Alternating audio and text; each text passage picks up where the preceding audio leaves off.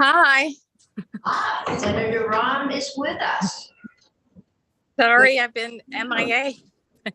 We're just going live and we are getting set. This is Senate Finance and we are getting set to do some confirmations. So Okay. I hope you were sleeping this morning. She is, last night she slept for 2-hour stints. That was really, This is really good. You got 2 hours? yes. Well, 2 hours at a time, which was really Yes. nice. That's If really people want, let's see if I can, I know we're live, but there she is. Can you There see? she is. Baby. Hey. She's a week old today. Oh, that's great. Yeah. Okay, I will stop distracting and get off. Okay. Well, Emily was in with her baby the other day too, so this is It's great. Yeah, this is the committee of babies. So. big year in the legislature. Start the day Fun. here. Right. Yes, there was a time we talked about having a daycare here for staff as much as for legislatures. Okay, we're gonna get down to business and we've got a couple confirmations and Commissioner Gresham is with us. Come on up. Commissioner, have we confirmed you before? Not this committee. I believe the last time, in fact, I think Senator Rahm was on the Senate GovOps. On government. Back in the day. I thought you hung out in appropriation, so Senator McDonald and I have been here the longest, and we couldn't remember confirming you or having you be sent. I think, I remember. It wasn't a because psychological. No, it was just. I wondered about that. But I remember Senator Clarkson, kind of was leading the charge back then. So I think it was GovOps. Probably GovOps, yeah. Well, Do they confirm Senate appropriations? I would think that would be the natural place, right? Study committee. yeah, the Senate Secretary rules, and if he says, it goes.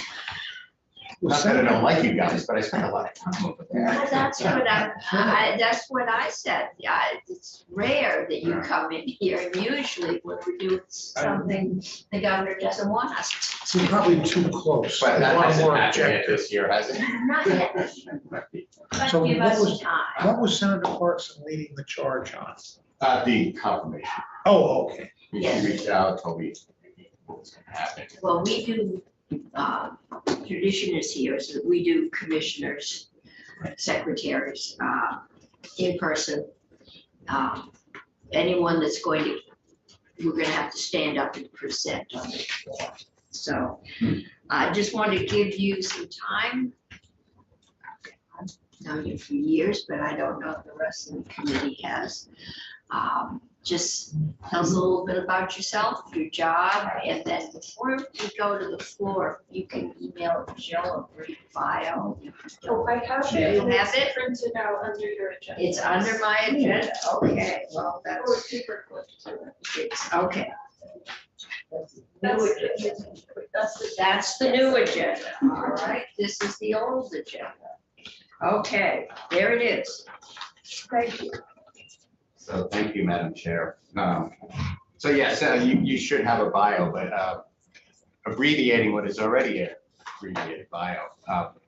So yeah, I'm not originally from Vermont. I saw the light back in the day. I moved here 20 years ago originally from the New York suburban area and spent most of my adult life in the Boston area. I moved up here in 2002. When I and 3 colleagues were the buyers of what was then the American Skiing Company resort, Sugarbush. And we purchased the resort. I worked there for many years, doing virtually every job imaginable. And it was about halfway through my tenure at Sugarbush that I had an epiphany that I always wanted to be public service and run for office. I mean, truly, I really, for years, wanted to do that. In Massachusetts, you're a professional legislator. You're a legislator or you're not, but you're not both. You're born into it 9 times out of 10. And you need some money to get going and, it's a different structure. But anyway, Vermont, yeah, I think in a good way, provides access to elected office for those who want to give it a shot. And so I did. Anyway, I became a legislator in 2009, January of the last 2 years of the Douglas administration, and then through the Shulman administration. I was in my 5th term, halfway through, when the Governor Scott invited me to join his administration as his Commissioner of Finance and Management. My legislative experience was, as the chair knows, substantially involved with the Ways and Means Committee. Although my first year I spent on healthcare, last year on education, so I moved around a bit, but it was substantially in the money committees that I spent my time. Also, when I was involved, prior to moving up to Vermont, and while I was in Sugar Bush, I was involved in budgeting and finance, so I think it was a fairly good fit for the governor. So I've been at that job for, I guess it was July 10th, Madam Chair, of 2017. So I wasn't there when the governor entered office, but I was there shortly thereafter. I joined his administration 6 months into his term. My predecessor was Commissioner Polito, who was in that office for a couple of years. So there I am. That's kind of how I got here. Short and sweet. Committee questions? I was from Long Island, about 45 miles out of Smithtown, St. James. I've lived in Wanton. Smithtown, the one with the bull. Yeah, it is. John Bull Smith. Yeah, that's good. I grew up in Little Neck, so, I guess most people in Vermont are. yeah. Somewhere. Okay. Well, I could ask for Massachusetts to see if you're part of the Framingham cohort in the Senate. So I lived in Boston my first couple of years, and then I moved all the way to Brookline Okay. when I got married, and terrific town. We actually would have lived there, for longer if we could have afforded to buy a house there. But we moved out to Weston after that, which is not exactly a cheap town, but cheaper than buying a house there than in Brookline. So, and we really enjoyed living there. I mean, we didn't leave it because we didn't like it, but we just had always kind of, always had a hang to live up here. So one thing led to another. Yeah. Were you a skier? Is that part of it right here? I would say it wasn't. I mean, some people are 100-day-a-year clubs are really passionate, and that wasn't quite my passion. But I really like the outdoors. I mean, I ski, I Nordic ski, I love to hike, swim. Yeah, I'm a typical Vermont recreational enthusiast, I guess. So, Early breakfast taker when you were in house. that's right. We had most of our conversations there. We did meet. You educated me a bit about Act 60, actually. I thought I thought I knew something about that, but I He realized. regularly updates our knowledge of Act 60. And we're gonna be doing more, I think, next week, so. Man on this. Not on that. Okay, anything you think we should know? Actually, I would mention one thing that I think is important, and I always, when I speak about finance and management, the work I do, one of the things I'm quite proud of is that, when I look at the job in the finance area, it's, there's 2 divisions of finance and management. There's what we call affectionately BudMan, budgeting management, and then FinOps, financial operations. BudMan gets all the visibility, the budget office. You see me, our analysts are often in committee, my deputy commissioner, Hardy Merrill. I mean, we're out and about, and the budget is a little. But the risk in finance management, it's all information operations.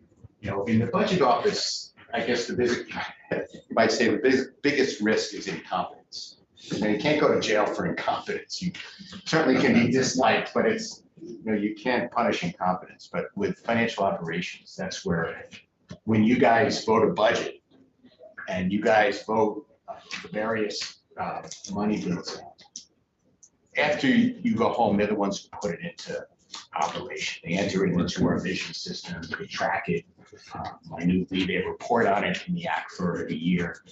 And it's that area that we do our level best to make sure runs very tightly. That's classic kind of inside government. It's not, they don't have any visibility, they're internal. But in the time that I've been there, we've had two, what I would call accidents, minor accidents, fraud, both of which are what I would call involved with the new age economy, and both of which involve vendors that were hacked and, you know, instructed us to change their banking information, which ultimately we did erroneously, and ended up sending a payment to a fake vendor. Fortunately, and you know, I say this with pride, unfortunately, that only happened twice, and the total amount was $12,000.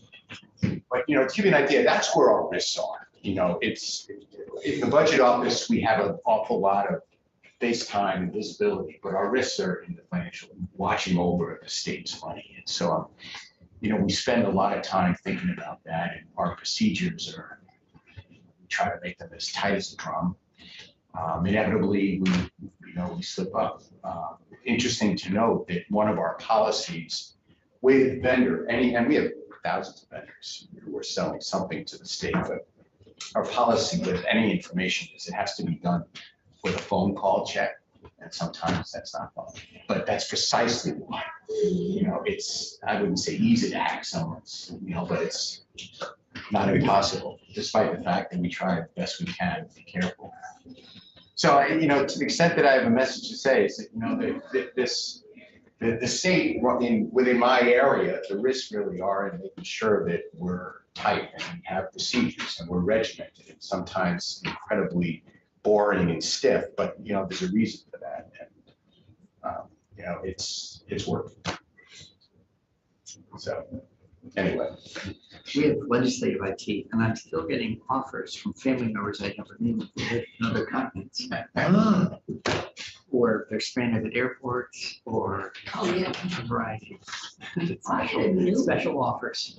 I had a new one the other day. It was a seminar. We are, like I knew they were, having a seminar, and we're gonna give you a $1,200 stipend, and we've booked the room at the Marriott in Arlington, Virginia, and to make your room reservations, click on this site. I figured, if I click on that site, they're gonna ask for my credit card number, right? You're done. So I didn't click on that site. I did ask Joint Fiscal, have you ever heard of these people? But they're out there. Yeah, I mean, we try to stay one step ahead. Sometimes, most times we win, but sometimes we lose. So I would send a question. How big is the Department of Finance and Management? we have 20, I think exactly 26 people. Is that pretty steady while you've been there? It has. Yeah. We've actually moved some around this year. In fact, as part of our budget, we're sending one financial analyst to Bacon for a while down in financial operations to help out there. But the total numbers have been pretty stable. In fact, during my tenure, they haven't changed.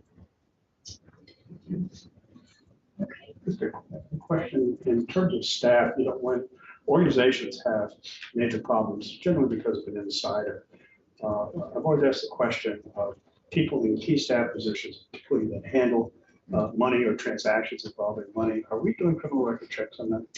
Well, The FBI fingerprint check as opposed to simply through the state? we do. Part of it is that there's a secondary background check if you work on the 4th or 5th floor.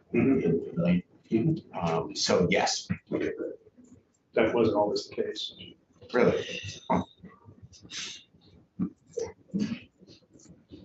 Thank you. Thank you, ma'am. Okay. Commissioner Foley. I want one. Cheers. He's back with us. Pretty rough room. Okay, Commissioner. Thank you. We know we have confirmed you before. At Yes. least once, maybe twice. We have never done Commissioner Gresham, so we're just trying to Oh, figure out why he got sent here. has he been getting paid this whole time? I hope so. Thanks. I'm Craig Bolio. I'm tax commissioner. Would love to keep it that way. I started with the department in 2011 as a temporary employee. We hire seasonal temporary employees every year to help us with tax season. And so that's where I got my start, personal income taxes, answering phone calls from taxpayers, processing tax returns. I worked in both the personal income tax section and corporate income tax section over my first couple of years of my career.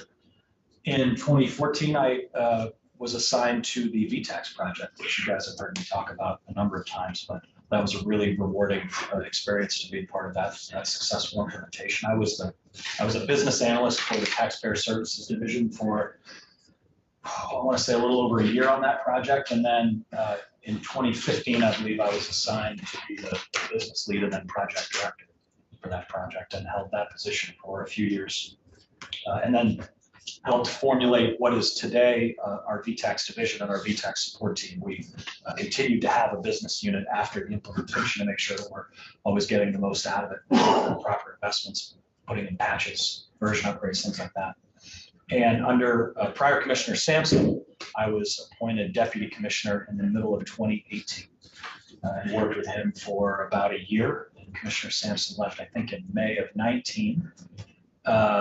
I became acting commissioner at that point, and then I was officially appointed commissioner in December of 2019. So you can think about that timing. My tenure as commissioner has been during an interesting time period for the world and the department.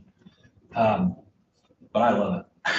I mean, I'm not a CPA. I'm not a tax attorney. I'm an ops guy who has sort of learned the ropes on this. I believe strongly in our mission. I've helped formulate the core values. I really consider it a luxury to have seen the department from a number of different positions. Many of the folks who are on my staff, I've either done their job myself or I've done something very similar to what they're doing. And I understand the elements that are rewarding. I understand the elements that are challenging. I care deeply about organizational health, employee engagement, morale. I again, consider it a luxury to know most of my staff as a peer and not just as a commissioner or as a boss, which I think is helpful to give me some credibility with folks. And yeah, I really enjoy the work. I love public service. I love working for the tax department and what that means in terms of the public service that I'm doing. And I hope y'all will keep me around. Okay. Someone who remembers when morale in the tax department was not that good. It's been a process, yeah, and yeah, there's still work to do, right? I'm not going to say that I'm perfect or that the department is perfect, but I can commit to being focused on that and really trying my best to make improvements wherever we can. Not everything is within my control, of course, but the areas that it is, I really try to focus on that and do my very best. And I think that we've seen a lot of great results on that front. You took on a fair number of jobs extra during COVID, is that right? Yeah, so I think sort of the biggest thing that we helped with during COVID was the issuance of the economic recovery grants. Remember, that was a joint effort with us and the Agency of Commerce and Community Development. So I want to say at the end of the day, I think we issued almost 200 million in grants. I'm still so proud of this. I remember after the application launched, a couple of days later, there was a BT Digger article, and like the headline was something like recovery grants have a smooth launch and easy filing system. And I remember all the quotes were like, yeah, I went in, I was done in 20 minutes, I got my 15 clients done. Yes. Right? Like that's what we're about at the tax department. And that's what we have with the workforce that we have and the technology we have, that we were able to step into that. We don't normally handle federal money, but we are good at both collecting money and sending money out. And we were able to, I think, really do a bang up job on that project. And it was really something for folks to focus on as well, right? There was a lot of uncertainty and just challenge in the world at that time. And so we could have our workforce say, put your head down and just help people. And I think that that was really rewarding for folks, and has sort of catapulted us into our service-oriented approach since the emergency as well, right? Where you're seeing results of that. Highest metrics we ever had on refunds last year, and we're meeting and exceeding that pace this year. I don't want to get ahead of ourselves. We have a lot of hard work left to do, right? Deadline just hit, but we're in really good shape. And I think a lot of that is from those mindsets and skill sets that were adopted during the pandemic and the emergency response. Committee, any questions? If you, I don't know, I know you don't have a crystal ball, you're not really in crystal ball business over there, but if you look ahead next 2, 3, 4, 5 years, what do you see for the department? Are there changes you're envisioning? Do you see things going on in other tax departments? You say, well, that's where we should go to. Wow, that's a great question. So I think at the most basic, what we want to make sure we're doing is adapting with the world, right? So there's a lot of things, the change in the world certainly accelerated with the pandemic. And there's a lot of interesting stuff going on that has implications for tax administration, right? The most obvious one might be, what does remote work look like, right? Where you live and work has implications for taxes. And we've seen some states take really aggressive approaches on that, others take less aggressive approaches. We saw one state sue another on that, on one of those approaches, right? Cryptocurrency, right? Gig economy, all that kind of stuff impacts how tax administration works. So we need to make sure that we're ready, both in terms of how we administer taxes, but also our discussions with you guys to make sure that the tax code is going to keep up with that. I think internally what we talk about a lot is just making sure that we are properly structured to do that, right? And so some of those discussions include, do you have, I guess what I would call horizontal integration, where we have different divisions and they each do different things, but for similar tax types, you have vertical integration where one division does everything for specific tax types and you separate them by tax types, right? And we have a lot of communications with other, I have communications with other tax commissioners around the country. My chief operating officer has a group that he meets with other tax administrative offices. Generally, the one thing that I do like to point out is around the country, tax and revenue agencies are really struggling. I've heard of certain agencies having something like a 40% vacancy rate in their taxpayer services division. I don't even know where I would start with something like that, right? And so as I look around the country, I'm very happy with where we're at, but also making sure that we can be nimble enough to be meeting the challenges of the future. It's one of the ways that being a small state is kind of helpful, right? Like we're a smaller ship, it's easier to turn, right? As I look at a place like New York or California, right? Those agencies are so big that actually making those pivots can be really challenging. So it's not always an advantage to be small, but this is one area that I think it is. Are you fully staffed now? Not fully staffed. I mean, it's hard to be at 100% staffing, but I believe last week we were at about 6.5% vacancy, which I think around state government has been pretty solid. In our taxpayer services division and finance and revenue processing division, which does most of the work for tax season, we are virtually 100% staffed. I think we have maybe one vacancy in our taxpayer services division. We struggled a little bit coming out of the pandemic with recruitment as everybody started to experience those workforce challenges. We were not immune to that. And we really focused some resources on that area, right?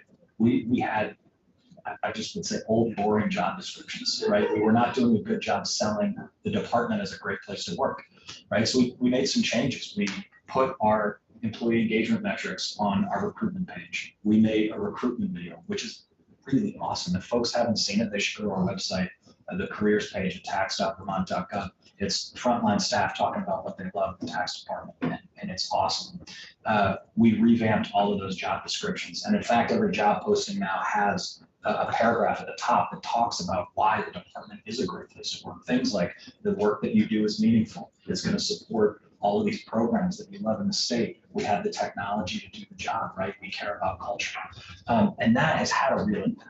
We went from really struggling with recruiting to back up to having, 12 to 20 applicants for most of our job postings. And we've had some of our best hires over the last several years. So definitely something that we had to put resources towards, but it has paid off. Sure. Other questions? Senator? We, as legislators, get a lot of communication that indicates that at least a segment of the population buys into the idea that government is inherently bad. Government's not the solution, government is the problem. We've heard that some kind. Yeah. And it goes beyond the government is necessarily dangerous. It gets to the government is inherently bad. Well, we're politicians. It's our job to deal with that. You folks as bureaucrats, it's your job to collect taxes. Yeah. Keep the books accurate. Yeah. But how much of the negative anti-government stuff do you get? And how do you deal with it? I'll make it one question. Well, let me first respond to that mindset, right? I mean, the employees that I are among the most dedicated and service-oriented staff I could possibly imagine. Right? I just had a meeting yesterday with many of the folks in taxpayer services talking about the successes we've had so far this year in tax season and the hard work that's ahead of us, right?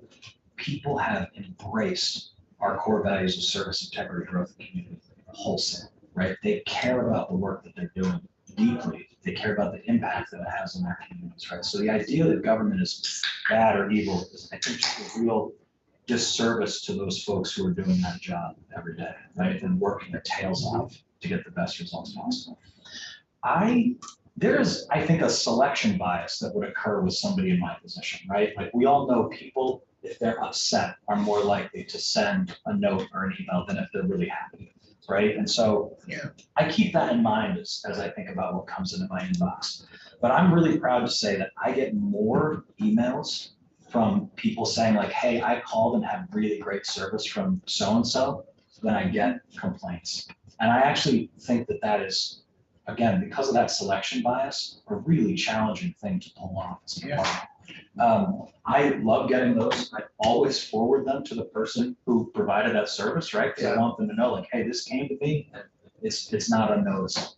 And so those are my favorite emails to get. But I don't get a lot of the government is evil kind of stuff. I'm happy for that. I don't agree with that outlook, of course. And not a lot of general complaints either. I think people are just working really hard. Again, we're not perfect. We make mistakes. But I try to foster a culture that people know they can make mistakes and admit them and correct them as well.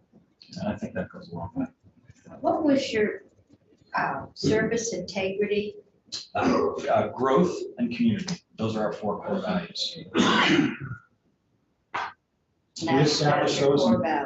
That's right. We established those in 2021, actually. As we started to come out of the pandemic, we really wanted to give ourselves like a North Star, so to speak, as we're, to ground ourselves in decision making. And it's not lip service. Like we use at my senior staff level, we use those values. Right? As we're making decisions, it's how is it fitting within those values? And if it's not, is this really a discussion that we should be spending resources on? And staff have really embraced it as well, which has been awesome. Those kind of things, sometimes they can feel like maybe they're just surface level or not that important, but people have really embraced it. And I think it's important. Let me add 2 compliments there. Sure.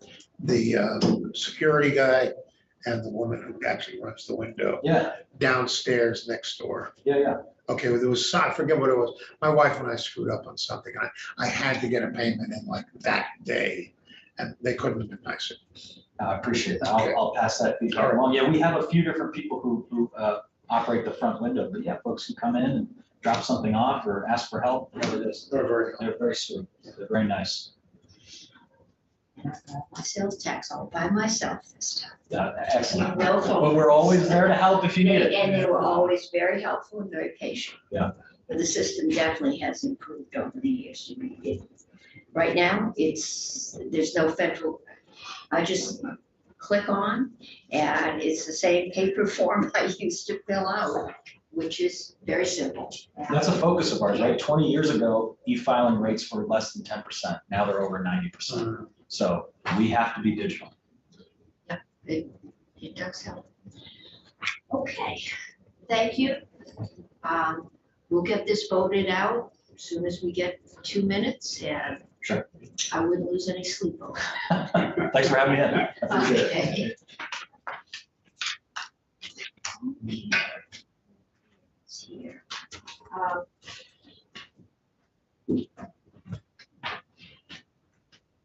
So, Anthea, you were here on the transportation bill. You're gonna walk us through it. Do you actually wanna walk through it? No. No.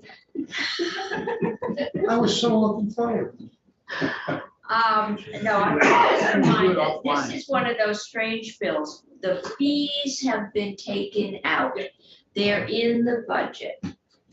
But the bill has been sent to us because there once were fees. Plus, there is a implementation study, but the indication is that they plan to go through with a mileage charge in some form for non-gasoline vehicles, because everybody else is contributing through the gasoline tax.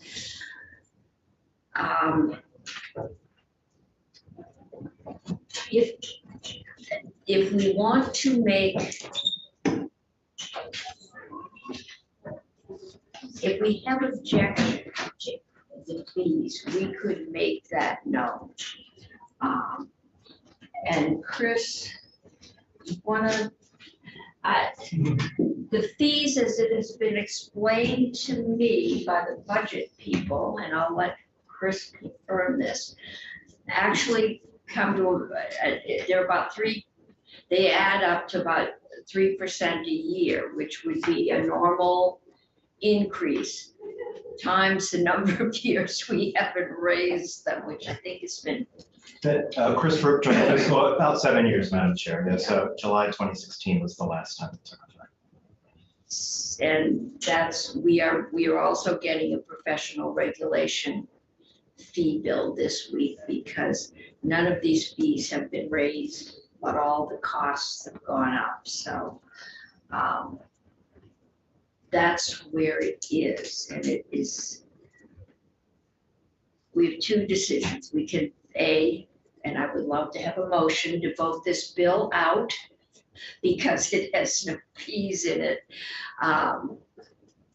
And then we can discuss if we want to have anything to say to a pros who may or may not pay any attention to us, because they have to come up with the money to keep the DMV operating. So, what's your pleasure? Having currently, we're talking about H479, correct? Still, okay. So I will move the committee report favorably, H479, and the transportation program miscellaneous law related to transportation. And that's on our section, most of which does not exist. Okay.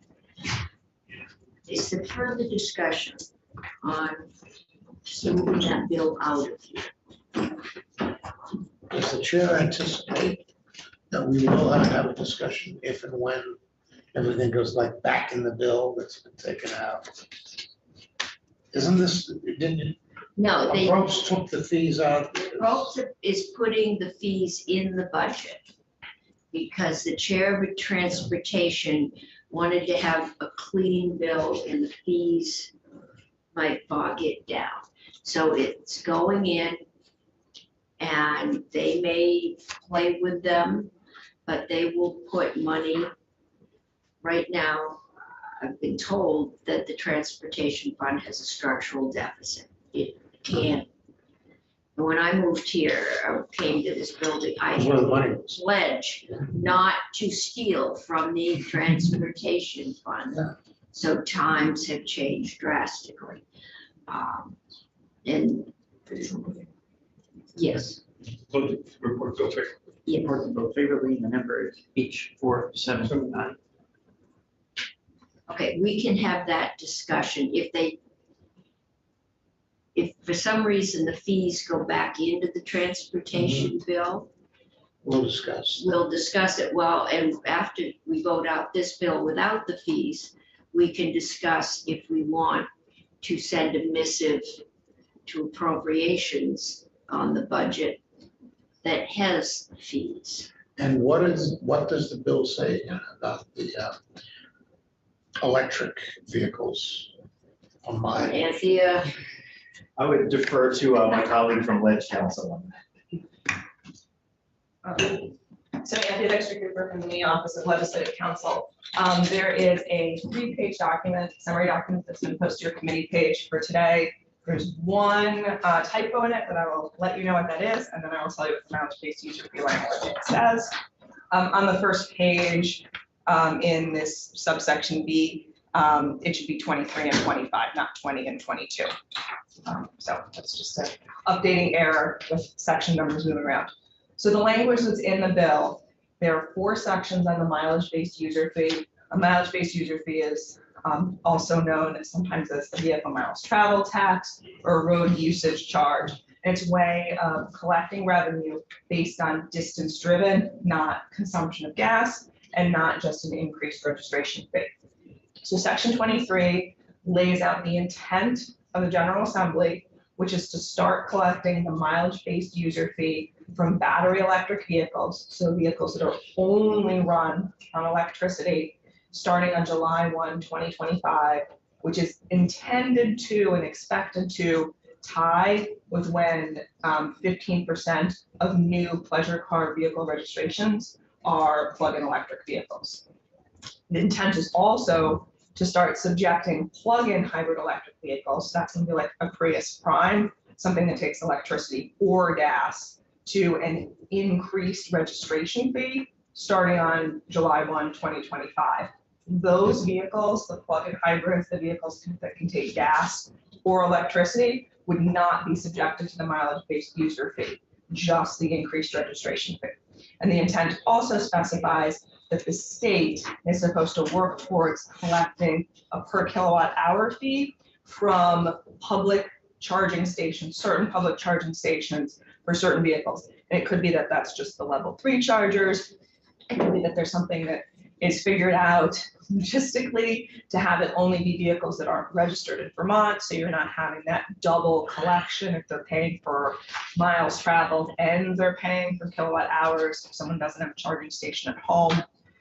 So that's the other piece of legislative intent. And then the final piece of the intent section is sort of like a belt and suspenders approach, that this isn't supposed to happen until the General Assembly says it should happen. And you can't do that because it won't be in law yet. okay, so it says we intend to establish a registration fee, but there is no registration fee, and there will be no registration fee until we say so. Correct. And at that point, I assume we will say it shall be X%.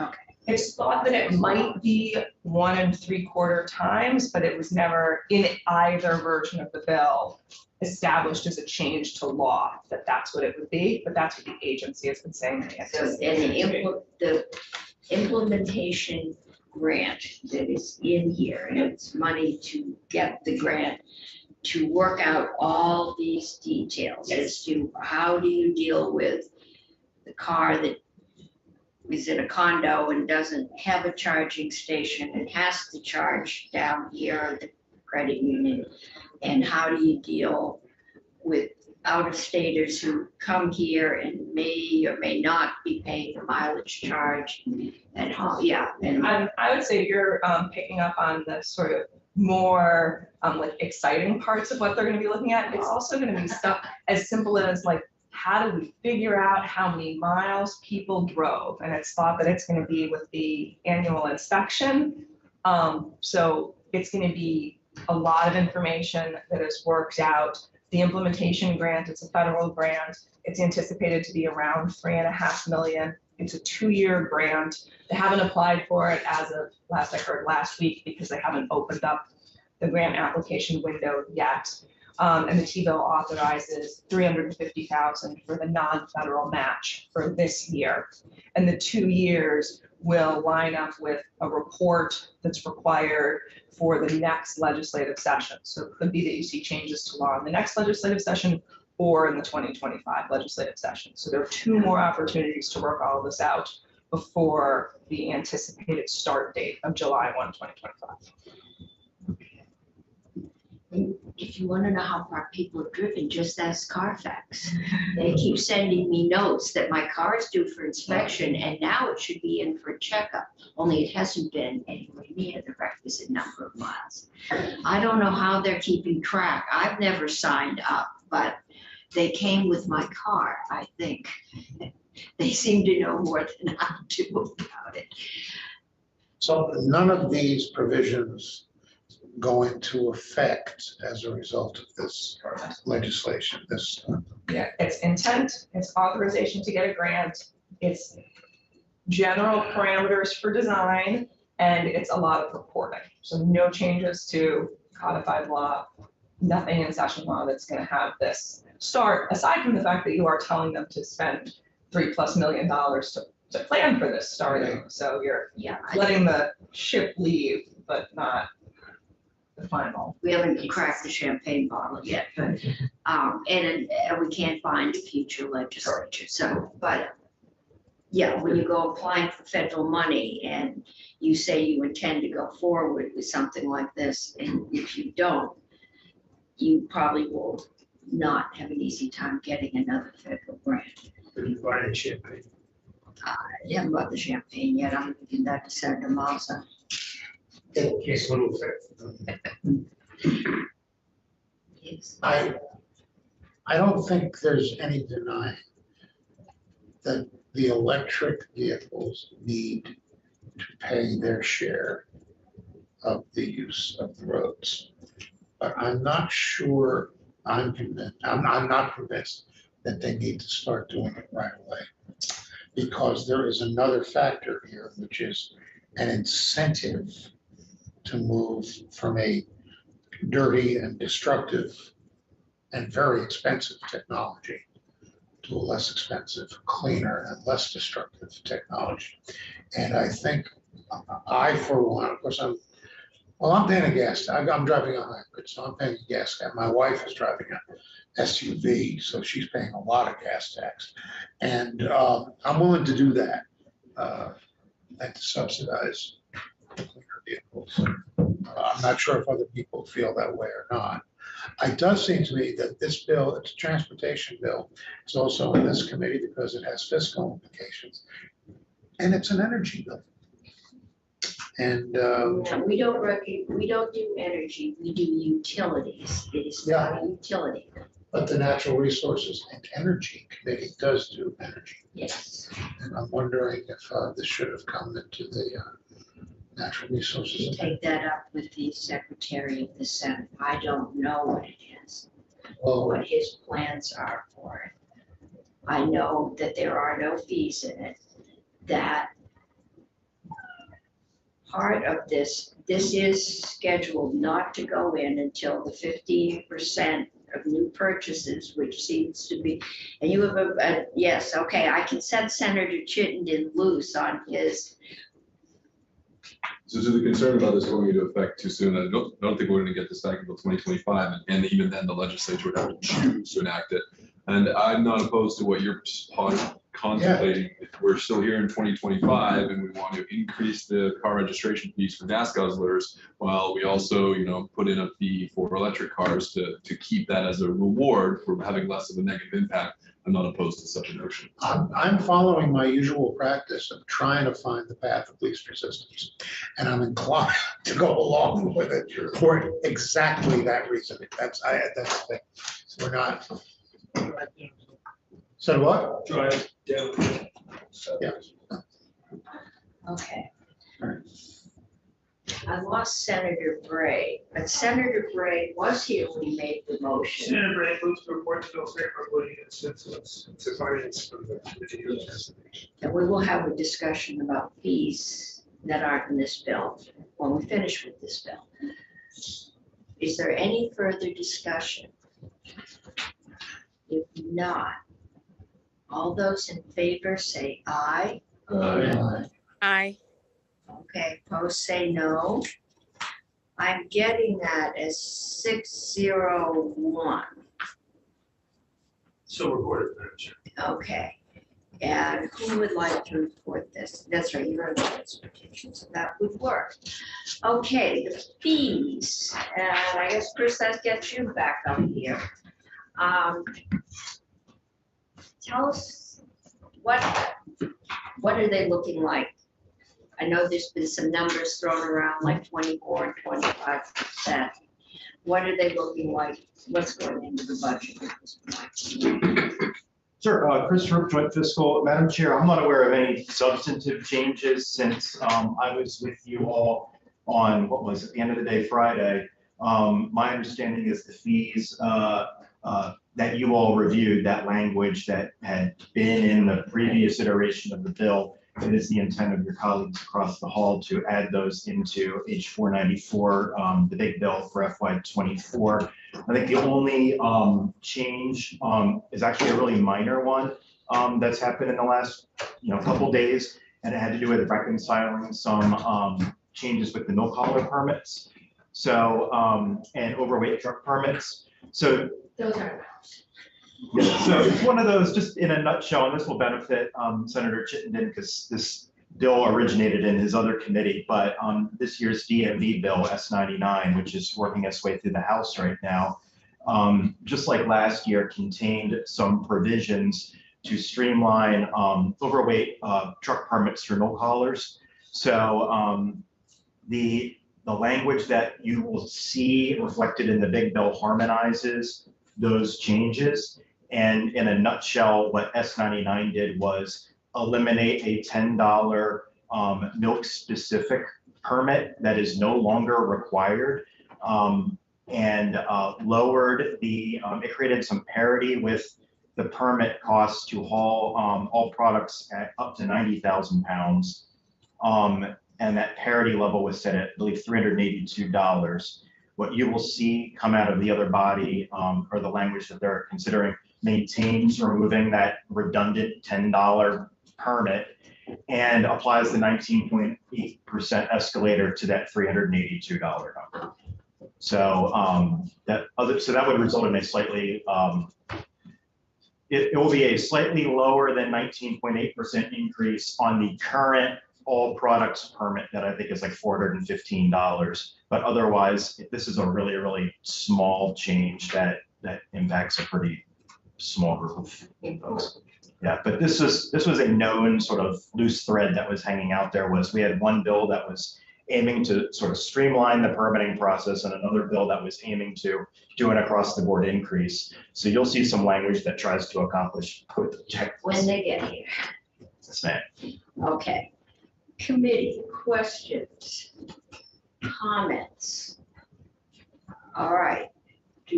Are we feeling comfortable with letting everything go forward in the pros? All right. Some dismay, but yeah.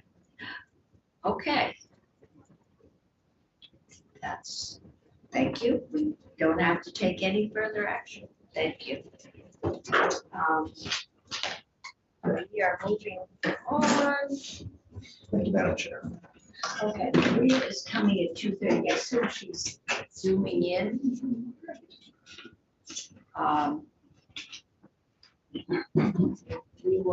I'd like to get captive insurance out. I think this is the shortest captive insurance bill we've done in memory. I think we're going to spend more time than we've got here on sports wagering, but do that, and then public safety. 139. On your desk, you have Maria's proposed amendment to appropriations to go with the money for dispatch. And Senator Hardy mailed that to me, and I just had a copy for you all. If we aren't happy with it, we can, we haven't changed, and as long as it is in our area, but it does say they will may hire project manager and others.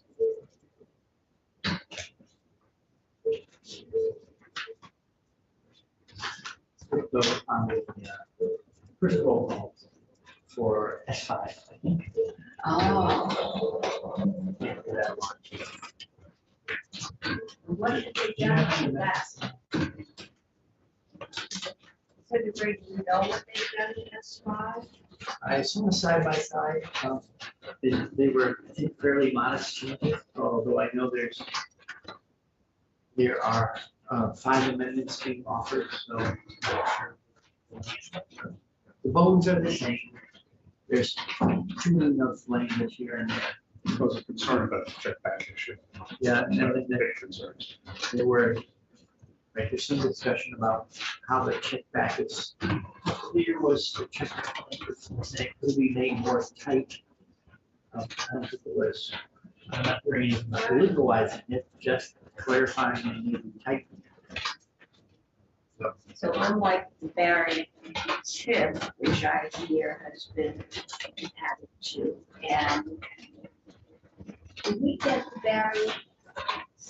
That's come back.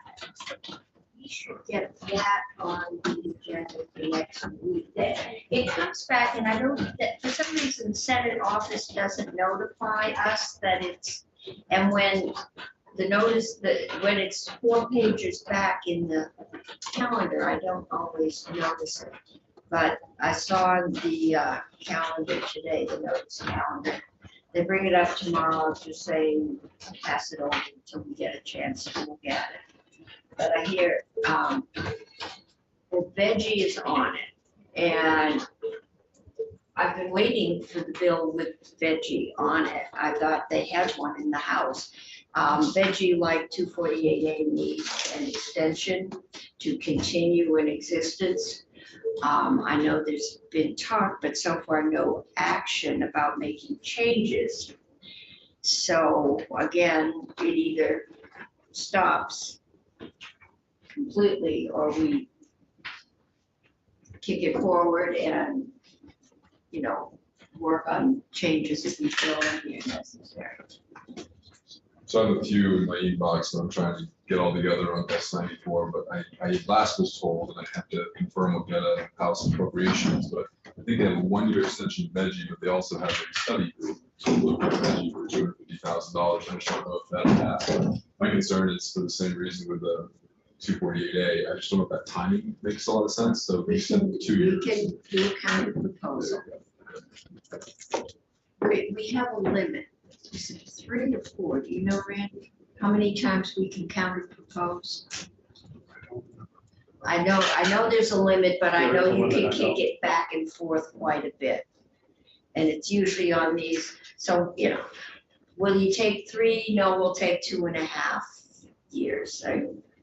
It's usually not something over substantial. It's usually, yeah, because 1 year to get a study committee done and get any major changes enacted, that doesn't come to get it through. So get the study committee, get the results by next January, and then we can work on those changes. But if there's another extension we make, it'll just get all muddled, so. Yeah, because I'm assuming it's this July and it would take it to next July. But if the bill gets bogged down at all, it dies next year and we have to come back and start all over in the next legislature, so. The new people on the committees. Yeah. You hear the same thing, just one of the reasons sessions. Yeah. And this morning, we, in economic development, passed out a bill. We haven't passed it out yet. It's there. We'll pass something out. But every year, we set the rate. We've done it this year that you can charge, that the workers' comp can take out of to run the program. And I think it was during COVID, but the bill it was attached to, I've seen it on miscellaneous tax. But the bill got bogged down and it didn't look like it was coming out, which left them with no money. So this one gives you a fallback that says, if we don't get our act together, you continue with the funding, you know, you can have the same funding as last year. And I know Senator Sirotkin, that was the one he kept, because we pass it every year. There's no reason to think, if they tried to do anything, you know, untoward, the insurance companies would be all over us. So, yeah. But that's the transportation bill, huh? Long forward. Okay, yeah, we've got a couple minutes. Maria should be tuning in. And then we will go, but take a look at that amendment that's going over to appropriations and just make sure it's okay with everyone.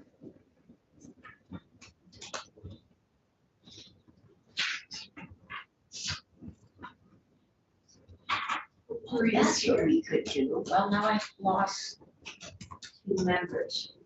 My intent is to vote out those confirmations today. I just find it awkward to do it with people sitting in the room. Yes, that's what we have them in the room. Even though there's nothing bad going on, it's still very Even though it's public. public. Watch it on YouTube. I mean, there's Maria. Maria, we're gonna take an extra 2 minutes. We're delivering a bill up to the Senate office, so I've got at least one member out doing that. And we also are looking at, I shared with the committee your amendment on the dispatch. And if anyone has any objections, I'll let appropriations know and they'll let you know. But it looked pretty good to me. They said, yesterday somebody said, well, you had a long amendment. And I said, I think she's probably picking up on the concerns of Finance Committee. So, And I actually was just asked to come in to go to Senator Probst moments earlier to go over that language. I wasn't even sure if it was gonna come up today, but it did, and they were favorable to that. And so it looks like it might be added to the big bill. And so my question is, did you want to incorporate any of that or vote on anything with respect to S-139, or what's your? S-139, that's the dispatch bill. Yeah. I have been asked, and I've held on to it until we were satisfied with the, making sure that our concerns got reflected in the appropriations amendment. But I was asked to just to send it back. And sometimes that goes with, if we amended the bill, but we haven't amended the bill. So I think we will just return it to GovOps. Okay. It has to be relieved and have it recommitted to GovOps so that next year they will have a bill to work on once all this information that we need comes back. So unless somebody objects, tomorrow I will ask Secretary Bloomer to write me a script. I think I can do it by myself, but I want to make sure I have it right. It's slightly arcane crazy. So I it's know. a little tricky to get Exactly the way right. he It's says. not quite in ancient Greek or Latin, but it's Move close. to recommit it to government operations for major surgery. I don't think that would make it. That's what we're hoping. Okay. And that is 139. Okay. Actually, I will email the secretary and ask him to write a script. Almost like church phrasing from an earlier century. Yes, Ending its appearance on the calendar notice, so-and-so. but this one isn't on anything, so. It's also one of the few places you hear the subjunctive steadily is in our world. I move that the bill be committed. Stuff like that.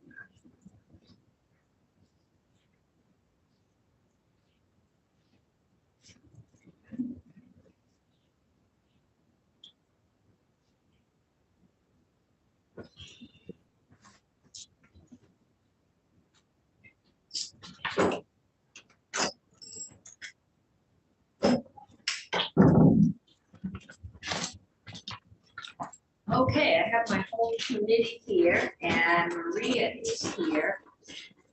Let me have 1 minute to get this email to the Senate Secretary.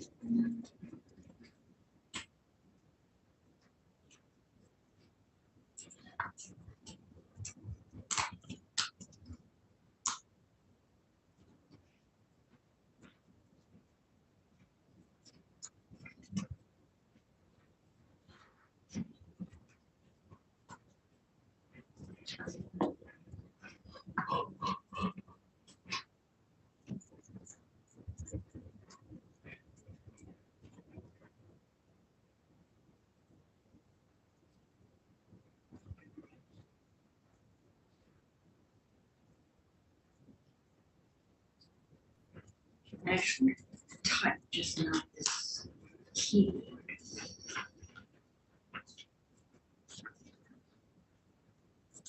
Okay, that one's done. Okay, Maria.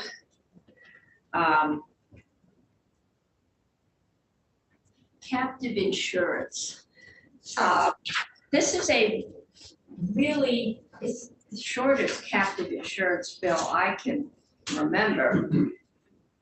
But since I'm assuming I'm going to be reporting it, I think it would be helpful just, we had the department go through, tell us what they want. I think it would be helpful just for you to refresh us, because that was like the first week of the session. And that is as passed by the House, so they made no changes. That's right. And so happy to do that. I'm Maria Royal with Legislative Council. And do you want me to share my screen and pull it up, or do you want to just follow on devices, or what's best for you? Maybe, yeah, maybe sharing your screen, because it just might be easier. Sure.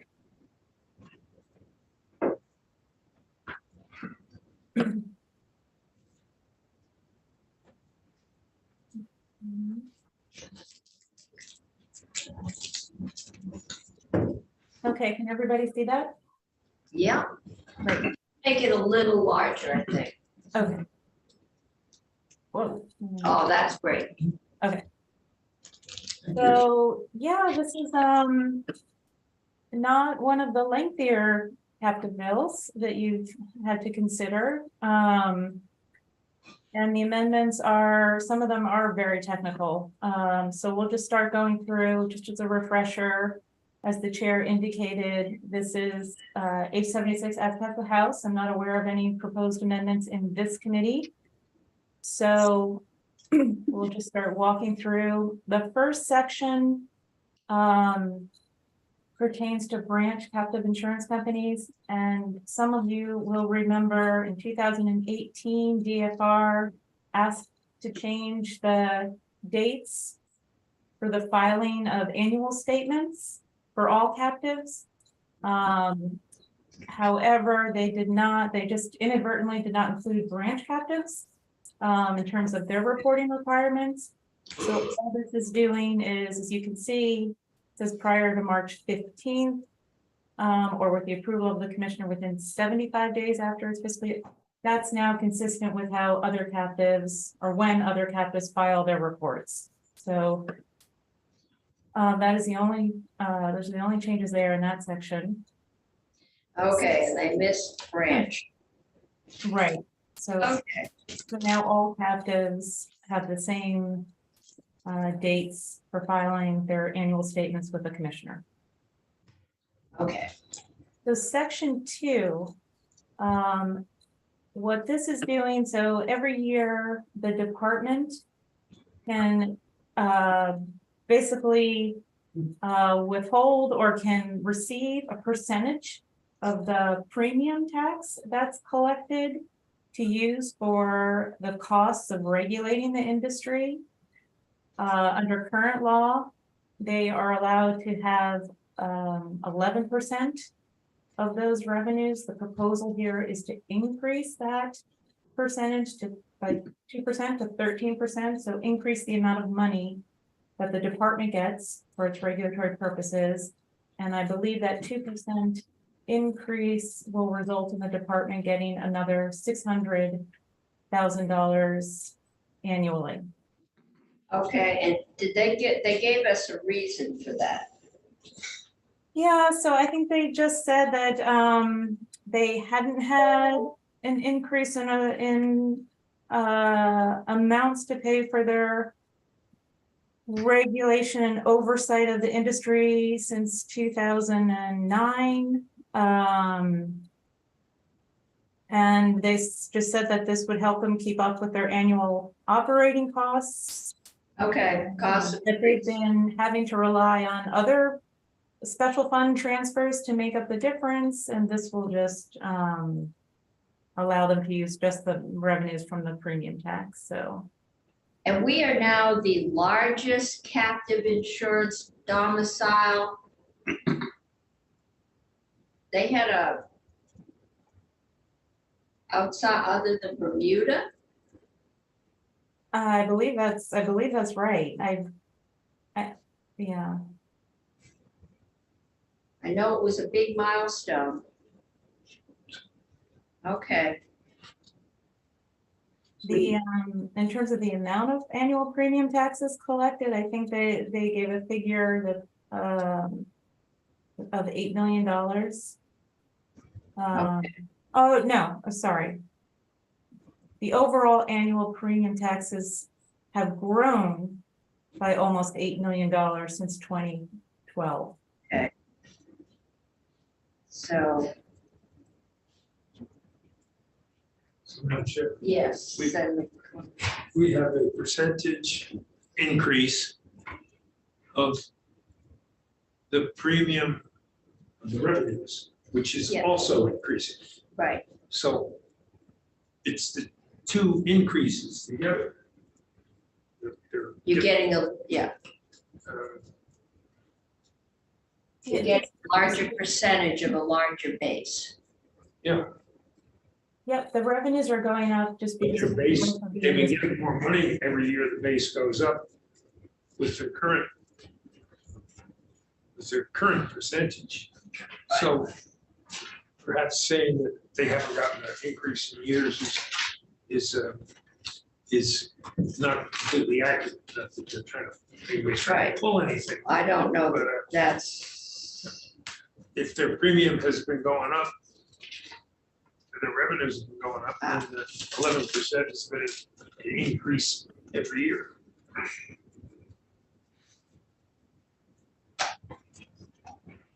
Yeah, and that's that's gotta be insurance, not captive. I'm reading my notes. Okay.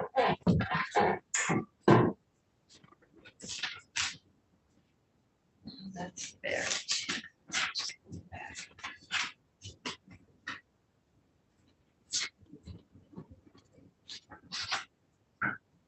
do you want me to? We probably then should have them back. If we are not, if we have any concerns.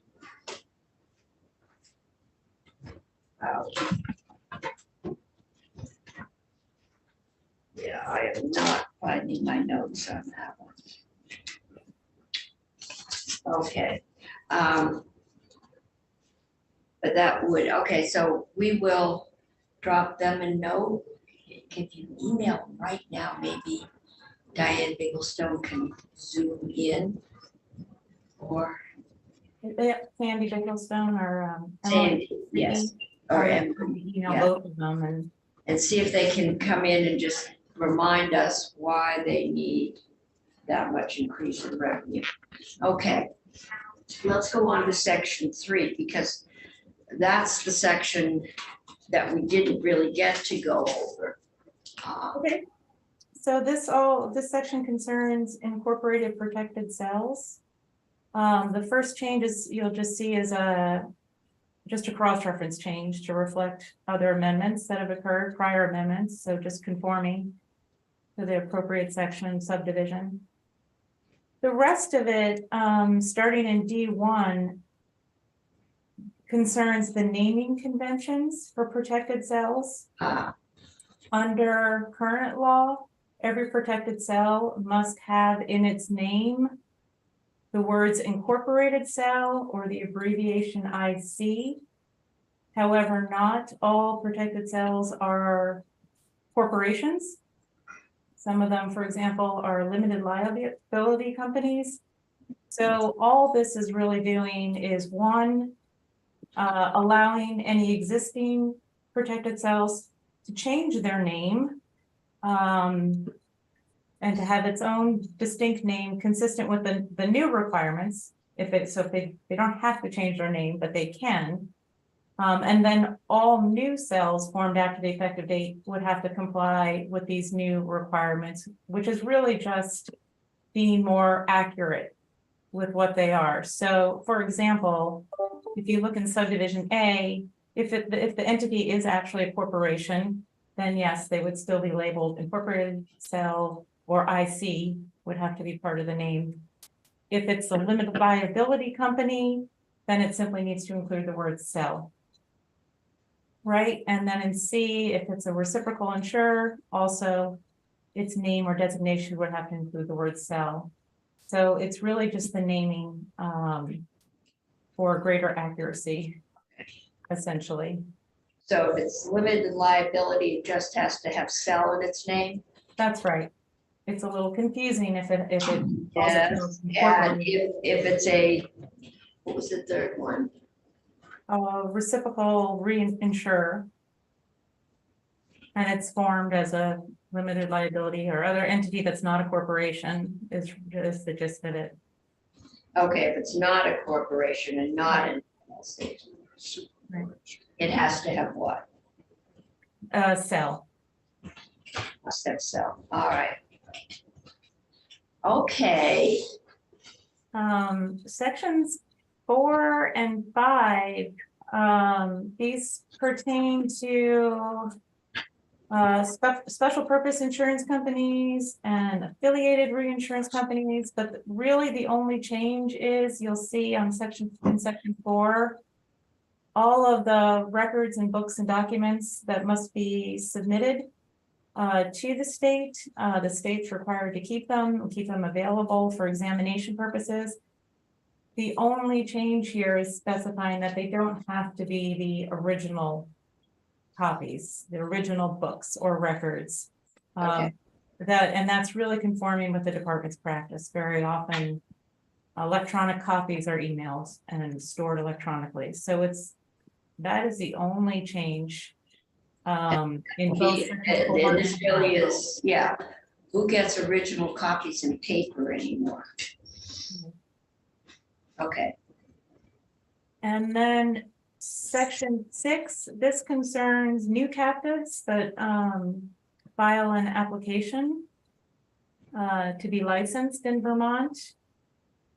The proposal here is basically to give the commissioner greater authority to look at not just the captive itself, but its owners, its beneficial ownership, sponsorship, or membership. So just to take a broader look at the parent company to have a better understanding of the financial health of the captive and any concerns, financial concerns. So just, that's the proposal here. You'll see at the top of page 6. And then subdivision 3 is just clarifying that the information is confidential. That's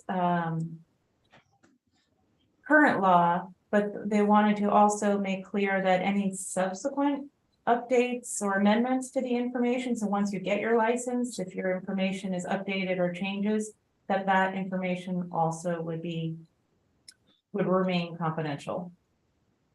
Okay, and so makes clear that under present law, the information submitted to form a new captive is confidential, and any subsequent updates and amendments would also be confidential.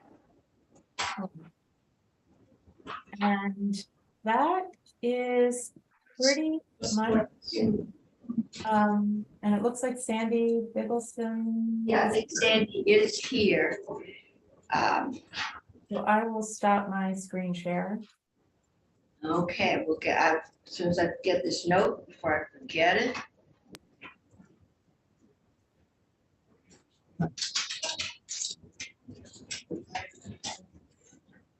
Okay. Cindy, one of the issues with doing things early in the session, so we're prepared when the bill comes, is that we don't always remember. That's okay. But I think we are in good shape, except for the section where you want an increase in revenue. You want to go from 11 to 13%. Yes. The premium tax. And it was pointed out that the amount of premium tax has grown substantially. So you're getting a raise there, plus you want to take in an extra 2. And the question is why? Yes, so even the projected, so this would start in FY24 if passed, and it's projected to be about 600,000 increase that we would receive upfront in the way of premium taxes, and it doesn't increase the taxes themselves, the overall taxes that are charged to the captives. Instead, it represents more funding to DFR to support the captive regulatory operations. And the projections for FY24, so we've been running at a deficit for, it's been pretty flat for several years. And it's the 600,000 won't quite cover FY24 for the captive regulatory operations. We are looking to hire more people to keep up with the growth. As you know, we've been growing over the past few years. We licensed 45 new captives in the calendar year 2021, 41 in 22, and we've already licensed 13 so far this year. So we're still growing, and it's really kind of just to help the shortfall or the deficit that is covered by other divisions' special funds.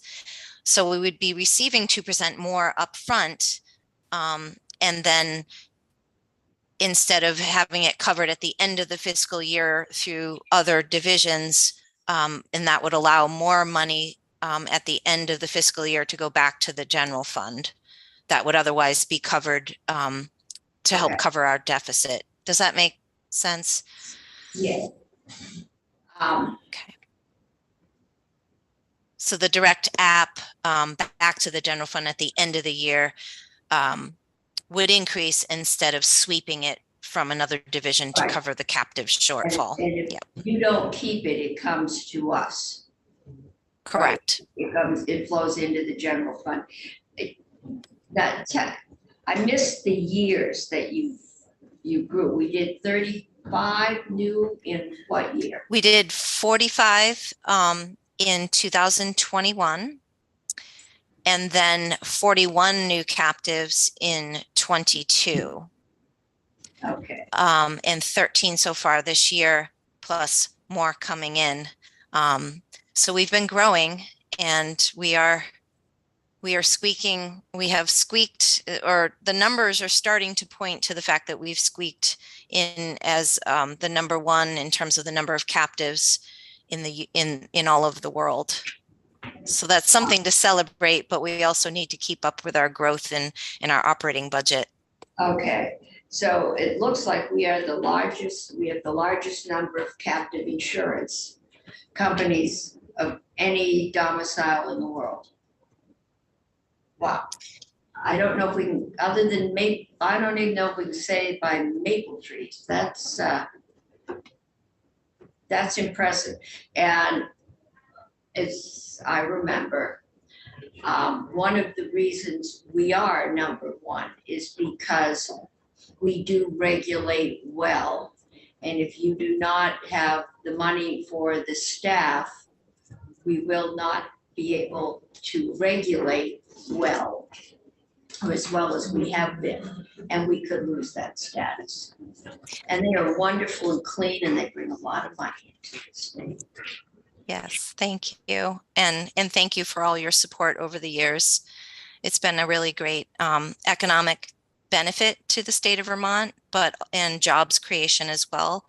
But we need to balance that with good regulation, and that's what we intend to keep up with.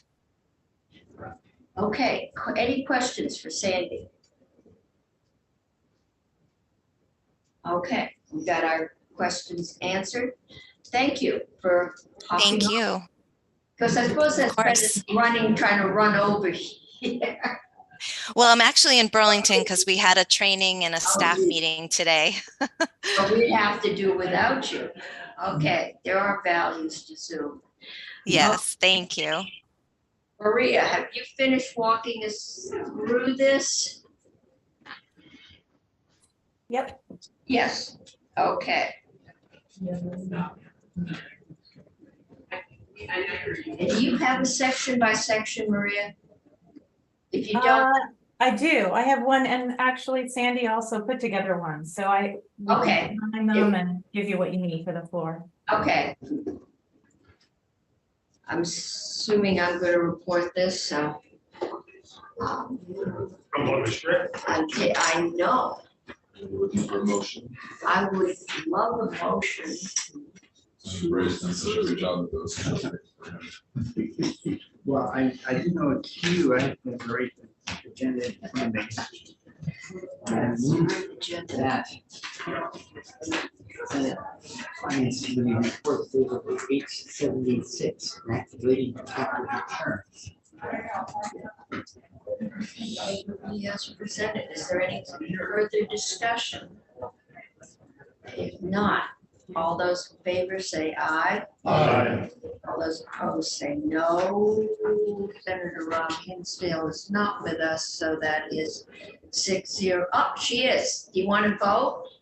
Aye. Sorry about that. Okay, 701. And unless somebody else wants to, I will report this one. Okay. And where are we?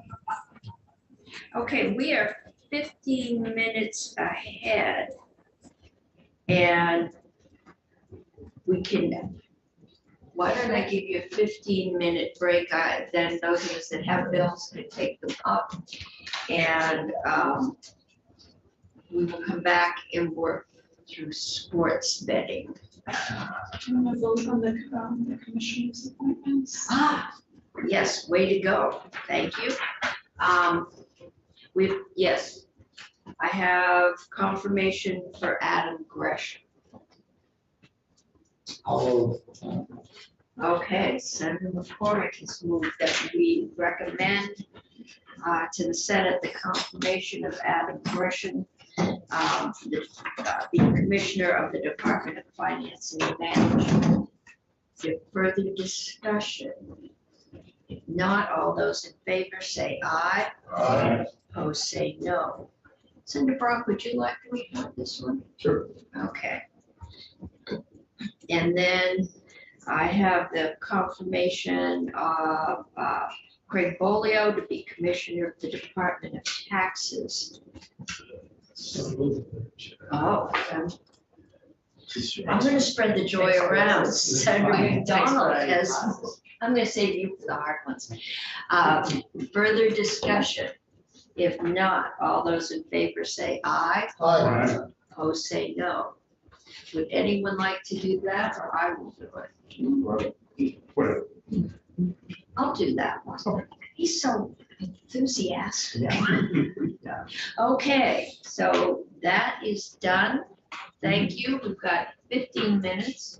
Be here a few minutes early. I've got polio. We did it. Just now did that. You moved it. I moved. So You moved, you moved said, it. so moved, you said. You were so moved, you said so moved. And folio was 601. So should we, Natural Resources, take a look at the issue of taxing we lose? We've got time, we don't have to do it this year. Senator Brock, you reporting yet? Yeah, the whole area for transportation residency has been, something I think we ought to be looking at part-wise, you know, besides remaining the committee, we're trying to be a little more specific about what we mean by energy. Yeah. It is the largest consumer of fuels, got the largest emissions profile. That's right. And Is that one they brought down from the? we're doing all these things around greenhouse gases. We ought to. Well, I guess that we wrote, it's a strike law? Which one? Captives. I don't think that's not enforced, but that's, it's an appropriation right now. Okay. So I don't know about that yet. No, this is, they struck something, put something in. It's not, I've had this conversation. It hasn't borne any fruit for you. But No, I think that's right. It's, they just do these strange Zorro things, and we do, yeah. And we do. Many bills go through more than The one. substitute amendment, rewrite the whole bill.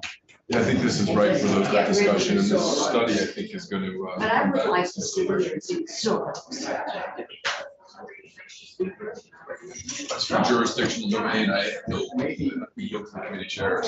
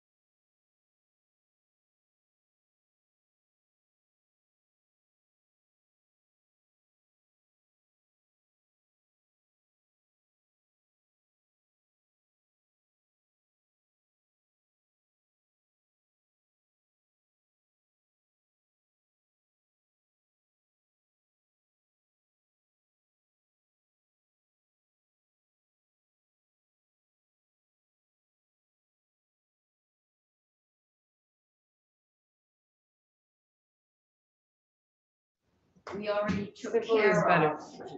of this dispatch, so we can go back on. And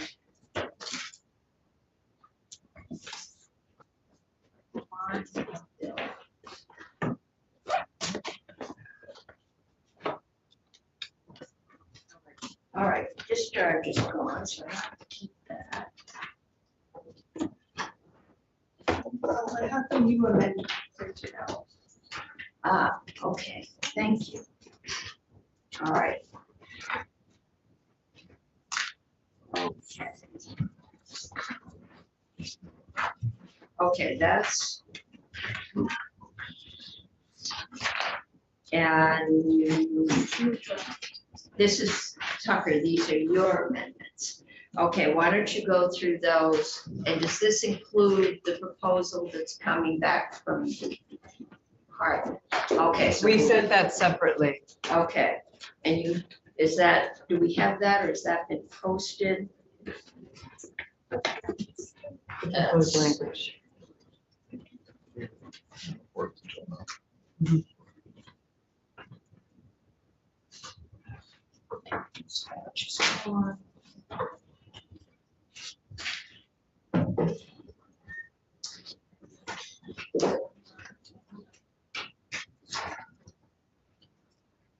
Okay, that one is done.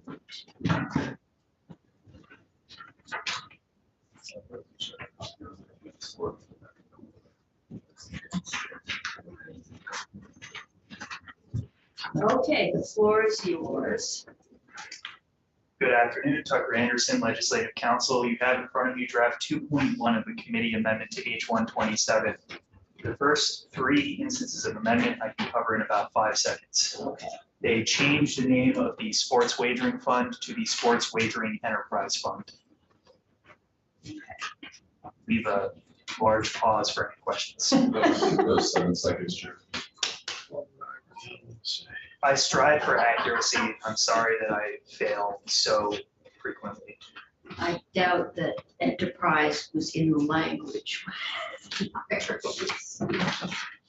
Okay, The 4th instance of amendment would add a new section 3 to the bill and then renumber the existing section 3 in the sections that follow. okay, And the new section 3 amends 32 VSA section 5823. And this is going to be the provision that relates to taxable income of non-residents who receive proceeds from wagering activities in the state.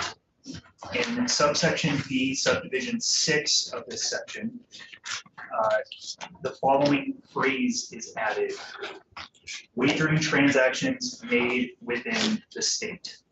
So any proceeds from wagering transactions made within the state will be considered the same as the lottery proceeds that are currently taxed when it comes to non-residents who purchase lottery tickets within the state. So if you make your wagering transaction in the state, it's going to be treated the same way as purchasing your lottery ticket.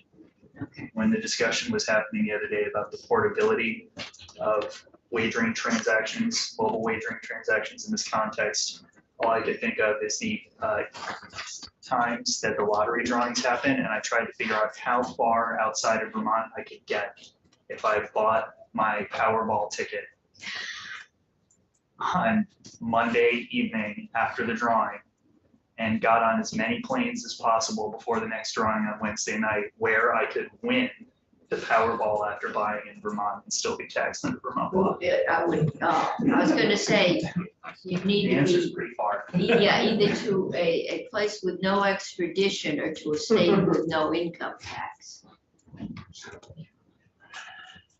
Okay, so that makes that clear. All right, any questions at this point? All right, so I think we cleared up the technical concerns. And now we're back to what the actual wagering numbers would be. And Well, short.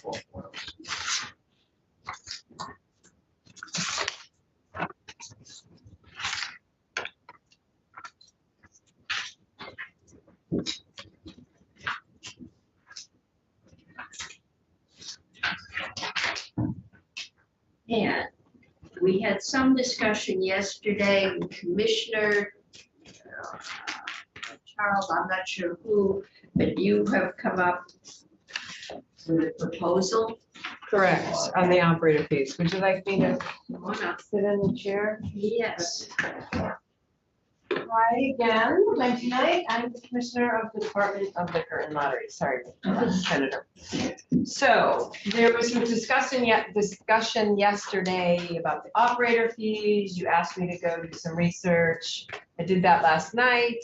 There's a whole range of structures of operator fees. There's this one-time like $25 million in New York. It's a one-time operator fee. There's some other states that have models that are licensed models. So there's an annual fee of 20,000 or 50,000 or something. A lot of states that are looking at the licensing operator fees are doing it based on the contract term. So it's not $300,000 per year, it's $300,000 for that contract term, whether that contract term, it varies by state, 3, 4, 6, 5 years. So I thought that made sense. And that's the proposal that I'm putting forward to make this simple, more simple, clear, is that we take the $550,000 administrative cost amount that we've calculated, that becomes the operator fee. And instead of making that per year and then having a graduated per year, depending on how many operators, you simply make that per contract term.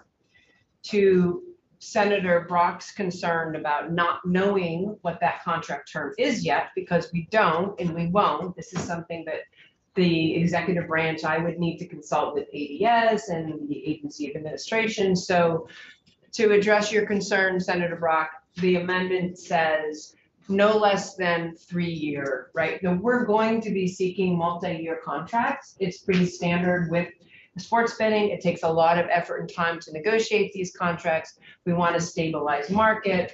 So for example, New Hampshire has a 5-year contract term. So that concept of a multi-year term makes sense. So you're essentially taking $550,000 that we originally had as an annual fee, and you're spreading that out over 3 or 4 or 5 or 6-year terms, whatever we come up with.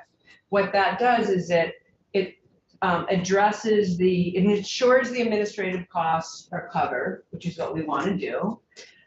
Because a lot of the administrative costs relate to the upfront implementation, the contract review, the reviewing, negotiating the contract and establishing that. So that's where you're getting that $550,000 upfront when they sign the contract, and that is all you collect for 3 or 4 or 5 years, and that covers the regulatory cost. It then also lowers for each operator their annual fee. So for example, in the Senate Economic, that other committee, the Senate Economic Development, the amendment that voted out, that had a higher fee structure, right? We set that up as a higher fee structure. This is considerably less if you're spreading it out, of course, over multi-year. So for example, using that 3-year example, in the previous Senate Economic Development Amendment that was voted out, the per operator annual fee would be $366,000. This scenario, when you're spreading it out over the contract term, would be $184,000 using that 3-year contract term. So it's less, significantly less for the So you operators. wouldn't pay the $550 up front. It would. No, you be- would. Nope. Okay. Nope. Yeah, I'm just you would giving pay it you the once. equivalent so you All right. understand that it's significantly less. Less per year. You pay Yes. that one time, You pay that one time, correct. and what happens with the next contract?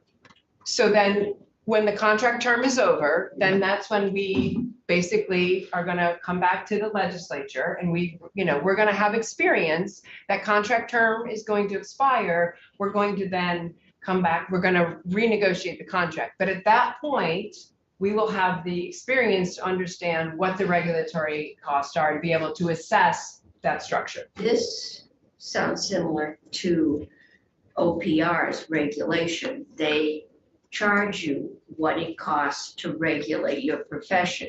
If you're good and there's no complaints, your costs are significantly lower than if you're a profession that gets lots of complaints. They have to do a lot of work.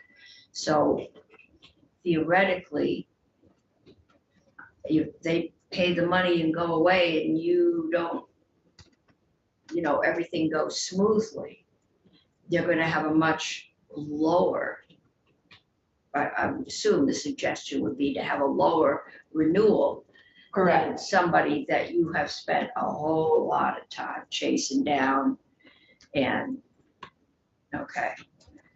And Does anybody else do this in this way? Yeah, most of the other states that are doing a lot of the other states that are doing they're multi-year. So we have Maryland, I wrote, yeah, so Maryland, Virginia, yes, I have that I Okay, so, wrote to Brett last week. so they collect this single fee, which is good for X number of years. You haven't decided how many years yet? Should be in the statute? No, we're not suggesting that we put years in the statute because that's something that we set up through the procedures and through the contract negotiation. Then are you anticipating the amounts will appear in the statute? $550,000 is the But for an suggested. unknown period of time, it could be for 2 years, it could be for 5 years. No, what we put in the language is at least, it would be a minimum of 3 years. No max.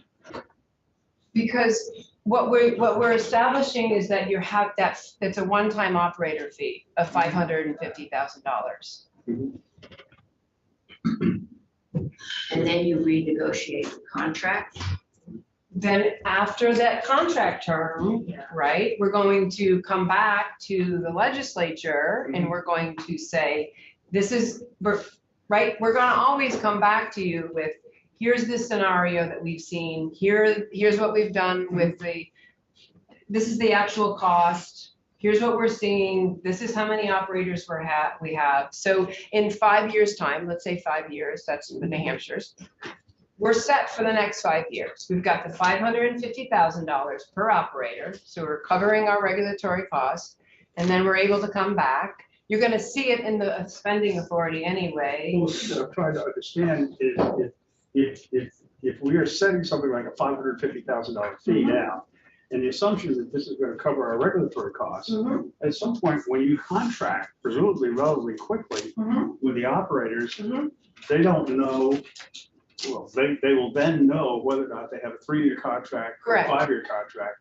But how will you know that that 550 will cover your operating costs for 2 years, 3 years, 4 years, 5 years, or however many years? How would you know that? To be able to set the rate to begin with? So, As to what your costs are gonna be for the period of time if it's indefinite. but right now, it's not indefinite.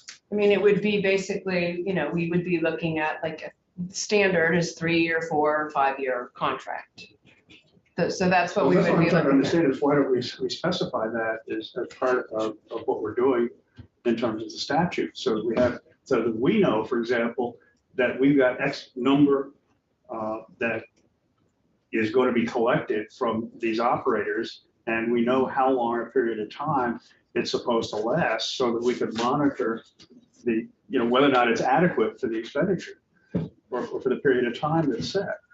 Senator Brock, wouldn't you agree, though, that if this is a 3-year term, we're going to have more certainty than the previous models, which were just single years? So to your concern about getting some stability or some expectations that a 3-year or multi-year term would give us greater certainty? I'm fine with the multi-year term. I'm just trying to say that we ought to know how much we're going to charge for that period when we go out to contract with people. So I would think as an operator, I would want to know, is my 550,000 good for 3 years or is it good for 5 years? And that's something that we will establish in the contract. I'm suggesting that that's not something we establish in statute, that's something that the executive branch and the department of the regulatory agency has the authority to do, is to negotiate contracts and set out RFPs with contract terms. I'm just trying to address the simple explanation is that you wanted to know what the fee was. The fee is $550,000. It's not per year because we've heard that that's too expensive.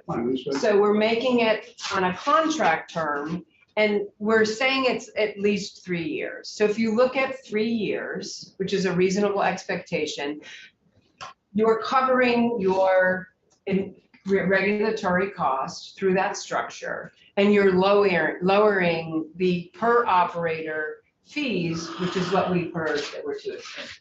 Why are we going to bid against each other for the right to play the game? Well, they're gonna bid over the revenue share. Right, that's where we negotiate and we How much we're get gonna get of their profit. Well, let the ones that bid the most get it. Well, they will, Mhm. but they're also gonna pay a $550,000 fee How many- for the privilege of bidding. Correct. It's 2 to 6, no more than 6. Oh, women. They can bid each other to be one of the ones that gets. Well, that's what we That's what's do. gonna happen. Yeah. Yeah, I mean, the operator fees are designed to cover the administrative costs. Okay, can I assume that a large amount of that will translate into bodies that you will have to hire personnel to do this work? And, I can address that. okay, yeah, I mean, what are you The looking at? $550,000 that we put into our budget that we've calculated for the administrative costs are a director of sports betting, a financial analyst related to sports betting, some ongoing IT costs for ADS, some insulin, equipment for the laptops and phones, Yeah. and then a sports betting consultant. That's the fee, that's what we anticipate will be for Okay, administering, regulating, because remember, most of this work is done through the operator contracts. So there's not a lot of overhead on our part. Right. It's $550,000 a year. 2 bodies, a consultant, and some IT support. okay. So so the bodies are the ongoing cost. Correct. IT, The 550 is an annual fee. That's what we anticipate each year that it will cost. That's what's built into our budget. That's what's built into this. okay, so this is $550 a year. Correct. 550, Correct. It's built Once. into, correct. So that's why the operator fees are meant to cover that. Now, the 550 you're anticipating as your annual cost. correct. We've Okay. calculated But the 550,000. fee being paid, I thought was a one-time fee for the 3 to 5 year term of the contract. That's my proposal, is to come up with that one-time fee. Okay, but where do you, okay, so it's $550 a year. If you only get one bidder and it's a 3-year contract, you've only got enough administrative costs for 1 year. So the way, actually, the language in the bill is that there's sports wagering revenue that come through the revenue share, less the administrative cost, and then that goes to the enterprise fund. So unlike like the DMV fees, you have other revenue stream to cover the administrative Okay, so costs. what this is doing then is switching, rather than have the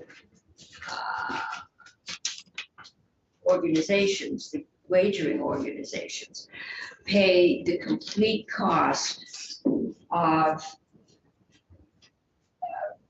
administering the program that they're benefiting from.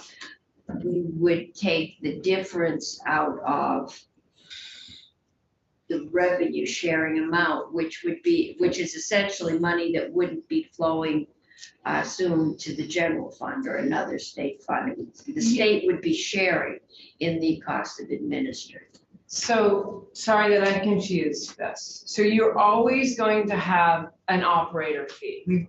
That's what states have. They have a tax rate or a revenue share, and then they have an operator fee. So I'm trying to address the concerns and the questions that the committee raised. So that's what I'm trying to do by saying, if you're trying to lessen the operator fee, if there were, Senate Economic Development voted out 4-1, that amendment that is part of this bill. That is our recommendation based on the 50% incremental cost. Remember, I said, okay, sports betting said that it's gonna cost us more money.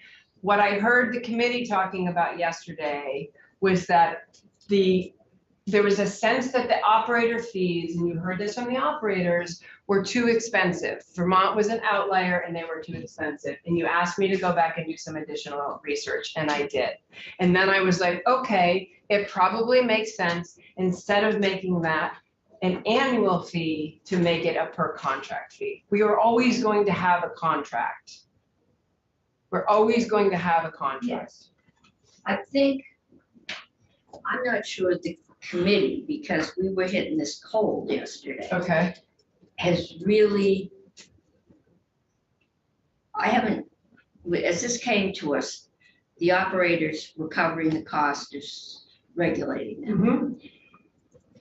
But in order to get that down, the risk is that if we don't cover the cost, the money will have to come out of state revenues.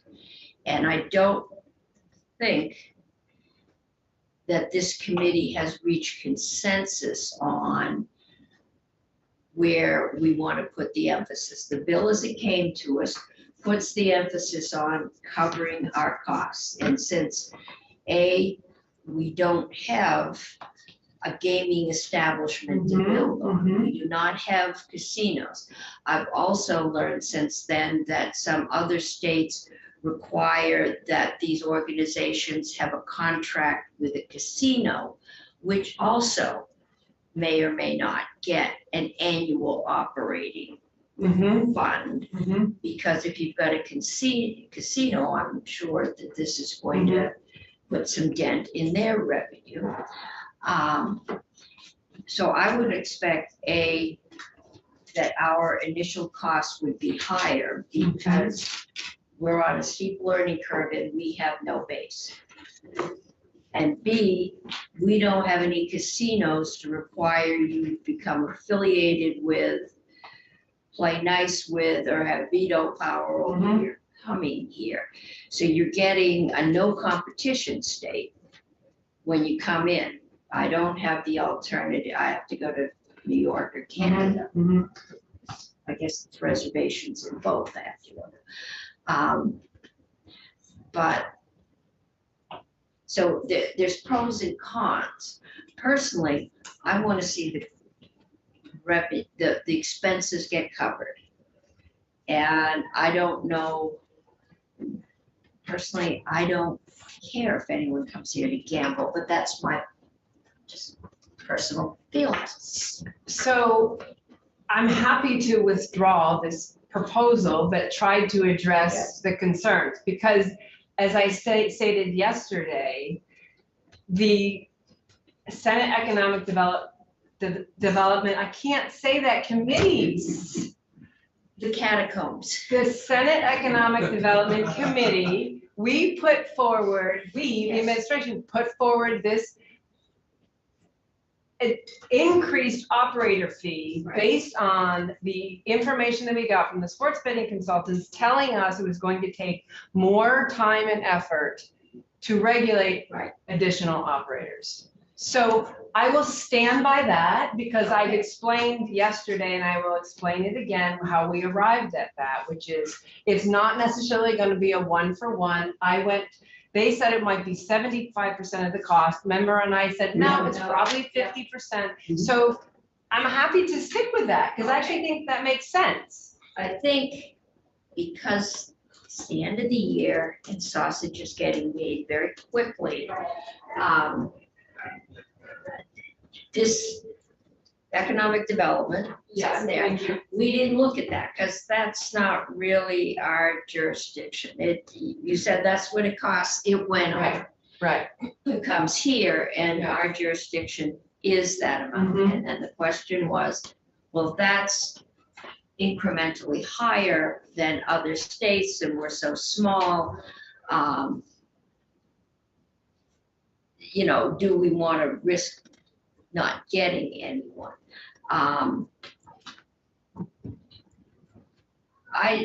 I don't see the economic future of the state hanging on whether or not we have online sports betting, but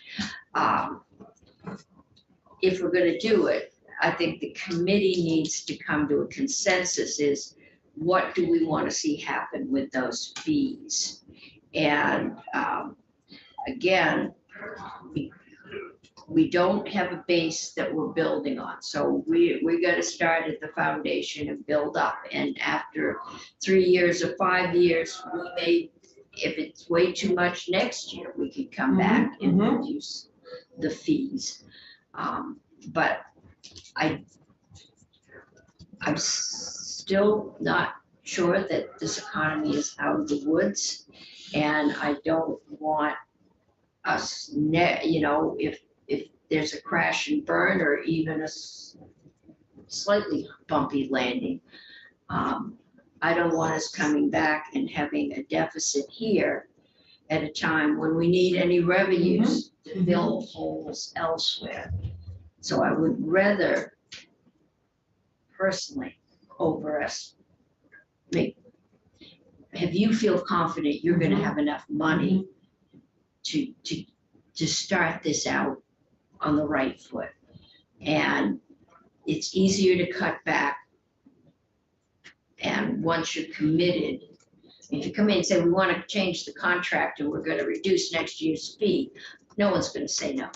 If you come in and say, we want to change the contract and we're going up, Right, understood. no one's going to say yes. Right. I mean, you're locked into that contract. So I would rather we get it correct. So now I'm going to throw it over to the committee. Senator Brown. Well, it seems to me that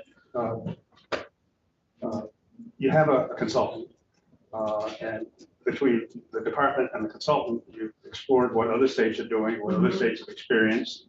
And so there ought to be enough information to come up with your best estimate of what the costs are going to be based on the number of operators, more or less, that you get. You said that you want a minimum of X number of 2 operators, a maximum of 6. And so you can do a projection on that basis, that you can come up with a sum of money that you need from those operators in order to get started. And then you know that you have the possibility of making some errors. And so that, to me, is one of the reasons why you have an annual fee each year. You might do something like a short-term contract, like 2 years rather than 5, in order to mitigate any mistakes. But it would seem to me that you ought to be able to come up with a starting number of this is how much you want from each operator to get going, and this is what you want for an annual fee for, let's say, each of the 2 years of that contract. You know, the annual fee, the fee that you're getting to start is a startup fee. It's a signing bonus, if you will. And perhaps do it that way, have enough basis to know that you're going to have at least enough, you're going to have a set amount of money that you're going to get for each of those years. And if you have the shortfall, or you've got the contract revenues or the revenue from the percentage to add to that if you have to. And then after that 2-year period, it's almost like a pilot period, then you can adjust the rates. You know, we come back to legislature can adjust the annual rates accordingly as need be. But that way it gives us as a state some assurance that we've got the money coming in to cover our expenses. It gives the operator the assurance that the fees, at least for that period of time, are fixed. And then, you know, at the end of 2 years, you know, you're back at the market. So we I do. mean, that just seems to be the kind of compromise that we're looking for, because I think the legislature wants some assurance that we're not putting out an unlimited amount of money with no comfort level as to what it's buying us and for how long. I guess I would say that we did calculate that, and that's in the Senate Economic Development Amendment that was voted out. Like, that is the assessment that we did. I went back and I talked Yeah, to and that was for the consultants piece, and that's the starting piece. that's done as an annual. That was done That as was an done annual fee. Right, and then Right. Senator Chittenden suggested, when we were in here, the last time we talked about this, to perhaps split it Mhm. so that you have the piece that in effect is the startup fee, the deposit, the sign-on bonus, whatever you may want to call it with the operators, and then you have a lesser annual fee. Again, depending on the number of buyers, and that could be fixed or that could be based on the number of bidders. Either way, that would take the variable. And you probably have, if you're looking at what other states have done, there got to be some states that are in this that are somewhat similar to us. And I don't know what they are. I mean, Wyoming's name is. I said Wyoming. Yeah, there's one that's perhaps similar. So some of these, you have to understand that some of these are not doing it the way we're But I doing mean, it. ones So- that don't have casinos. Right, exactly, Eliminate right. It's- that because it's. Correct.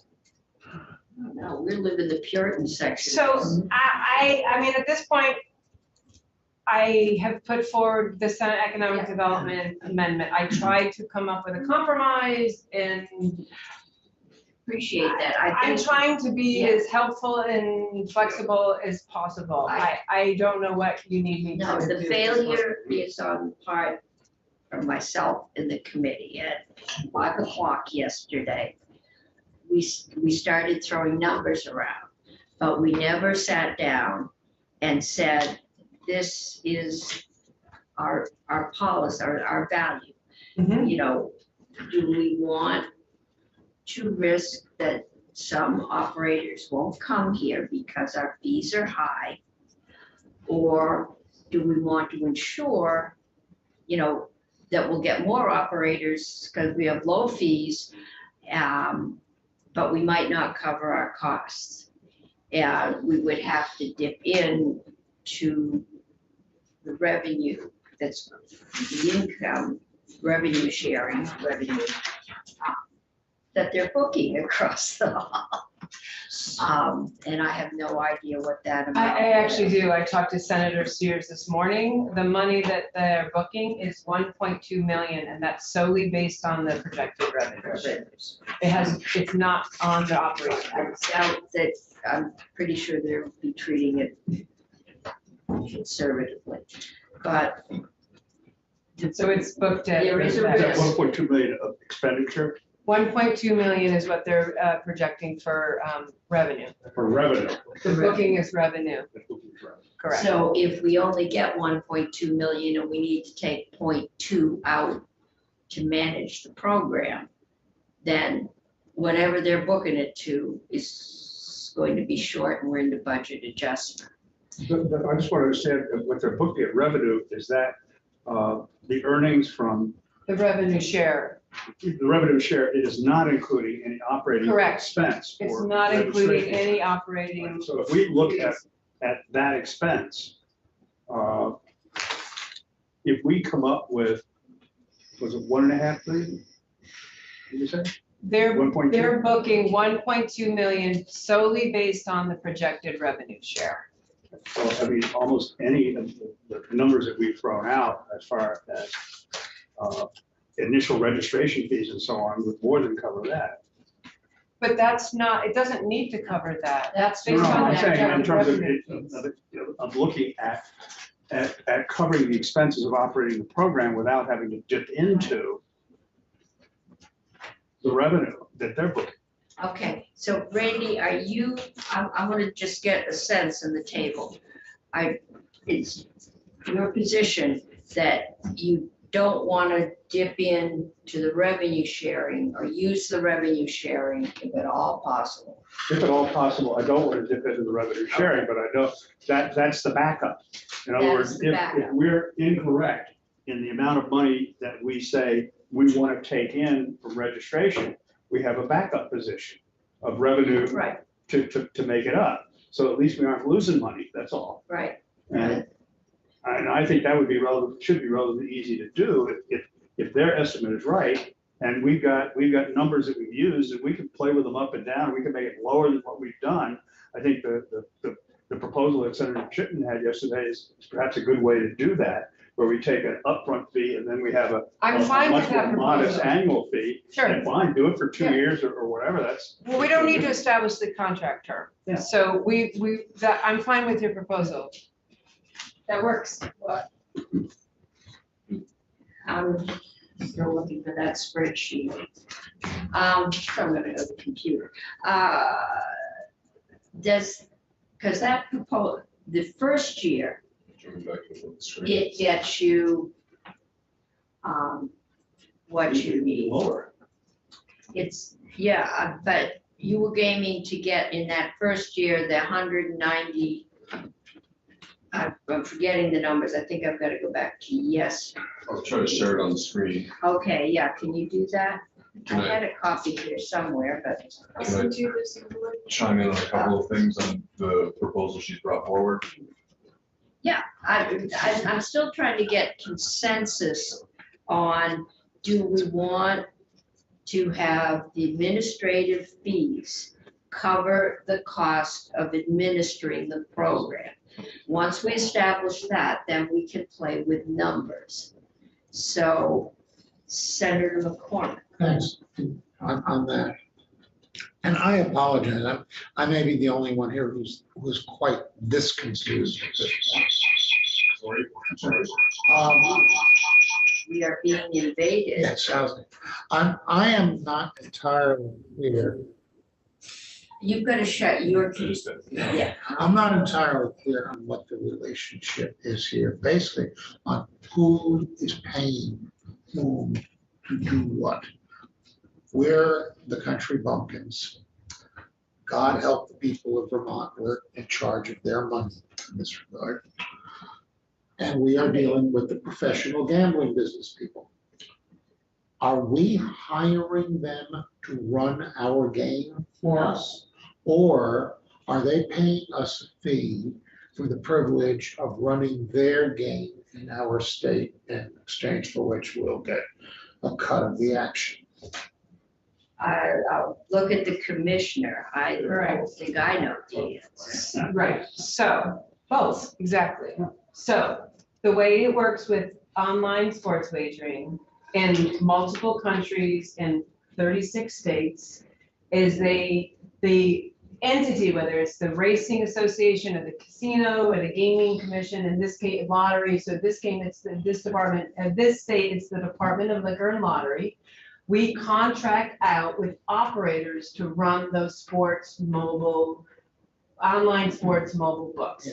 Just like the Vermont Lottery contracts out in the gaming industry for Vermont Lottery, we contract out with a vendor that runs all that for us. That's standard practice in the gaming industry. Just like on 802 Spirit stores, we contract with independent convenience stores and grocery stores to sell our 802 Spirit stores. So that's done through a contractual relationship, and we set up contracts with these well-established national organizations that we vet out based on the criteria that's in the bill and based on all that we're learning from other states and based on the input from the sports betting consultants that we have. That's how, that money that the state receives from that is that negotiated revenue sharing arrangement, which in this bill, the minimum is 20%. So at the very least, the state will get 20% of the revenue that's generated by the individual operators will come to us. So in addition, what is standard practice is an annual registration fee, operating fee, and that is designed to cover the cost of operating. And that is also, as you want to do business in the great state of Vermont, it's going to cost you $550,000 a year. And what we're Both doing- things, very standard, that this is what we're setting up. So nothing about this is unusual. But what we're doing for them is right now gambling is illegal in the state of Vermont. Correct. And we are defining online wagering as not gambling. Well, we're defining it as legal. That becomes a legal way to. Someday we're gonna have to take gambling as not legal. So. Who Now, then but until we make that change, they cannot legally operate in this state. So nobody in Vermont can sit in their parlor and make a bet on the Sunday football game. They have to drive to Massachusetts or New Hampshire or New York to do that. Or they go online to the illegal offshore websites that are run by organized crime. Just one, who is the house? That's the Department of Liquor and Lottery establishes the house rules. We are the house. No, the Okay, sports well- books are the house. They're the house. okay. Correct. Yes. And the house always wins. Well, Yeah, they wouldn't be in business if They they wouldn't didn't be in make a business. profit. Yeah, well, yeah, right, we want a robust market, right, we want to generate revenue, we want people to bet responsibly, which is why there's a whole slew of guardrails in the bill and consumer protections and responsible gaming. But yes, I think Well- this is just another, along with liquor, cannabis, that Electricity generation. that we have recognized that people are doing this. They may be driving over the border, they may be betting with illegals. More people will do this if they can do it from their living rooms. Or they may be making friendly wagers with their friends. Yeah, that's not covered. This Right. is organized. And there's big money that can be involved. There is big money involved. That we're currently losing because we don't have a legal regulated market. And what we're also doing is protecting the consumer, because when you've got one of those offshore sites that are outside any legal control, they are in international waters. If they just misplace your winnings, you have no legal recourse. You're out, and nobody is regulating them to make sure that they are paying there. So you're getting some protection for consumers. You're getting, the wagering companies are able to pick up consumers in this state. The state is going to have a cost to regulating them and setting up the system and monitoring and answering complaints and doing all the things they'll find out they do. Just like they go out and check the, like sure no one's selling cigarettes or alcohol to someone under 21. They'll have to do some form of checking to make sure that it's not being advertised in all the high schools. And so we're trying to do that. We also will get a share of the house because we're allowing them to be here. So we're covering our costs and we're gonna get a share of the house.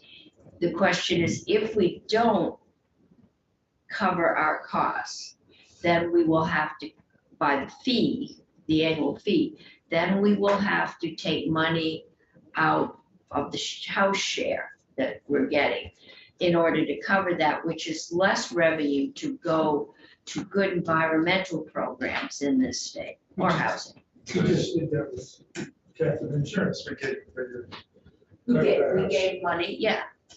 Well, no, actually, it's their money, they give it to us, but On your concern raised about having to dip into the revenues if there's a loss, what I do like about the model you brought forward today, I just think in spreadsheets. So what I have up here is what I interpret your proposal to translate to, Commissioner Knight.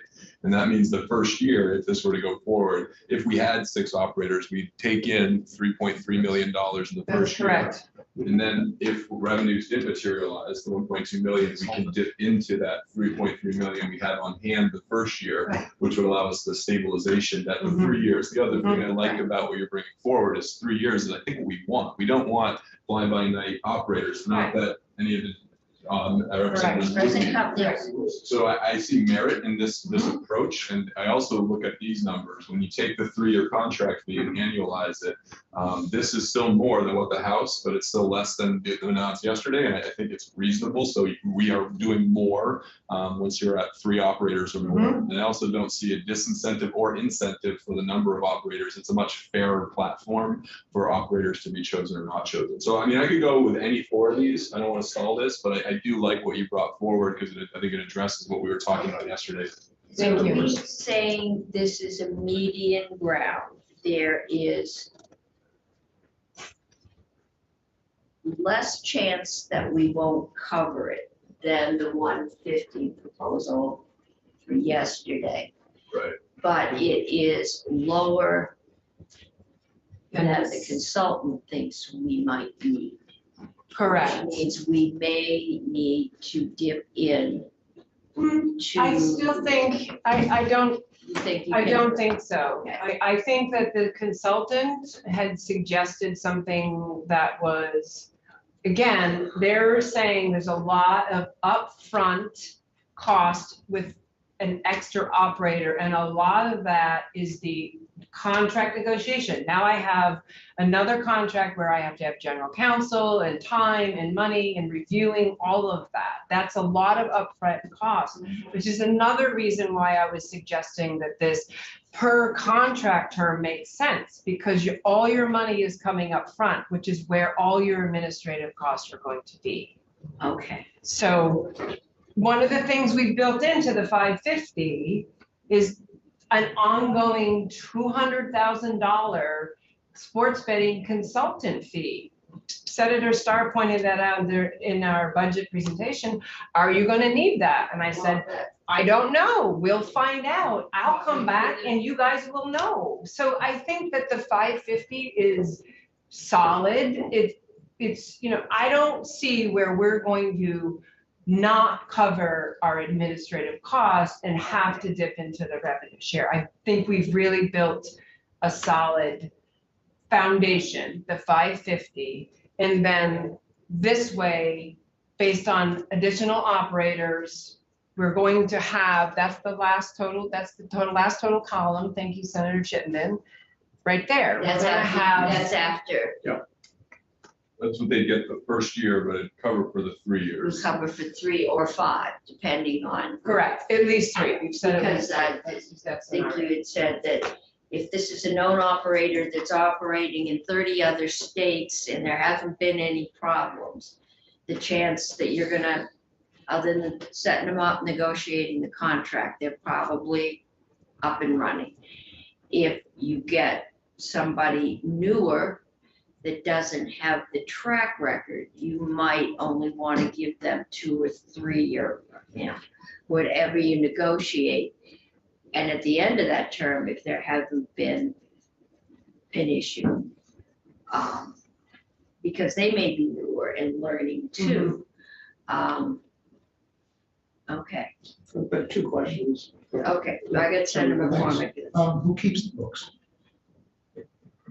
Who keeps the books? So it's the online, the mobile operator. They have all of the data, and then the department has access to all of that data. There's a whole data collection, which is why we work with ADS to make sure that we get that data collection. And you audit?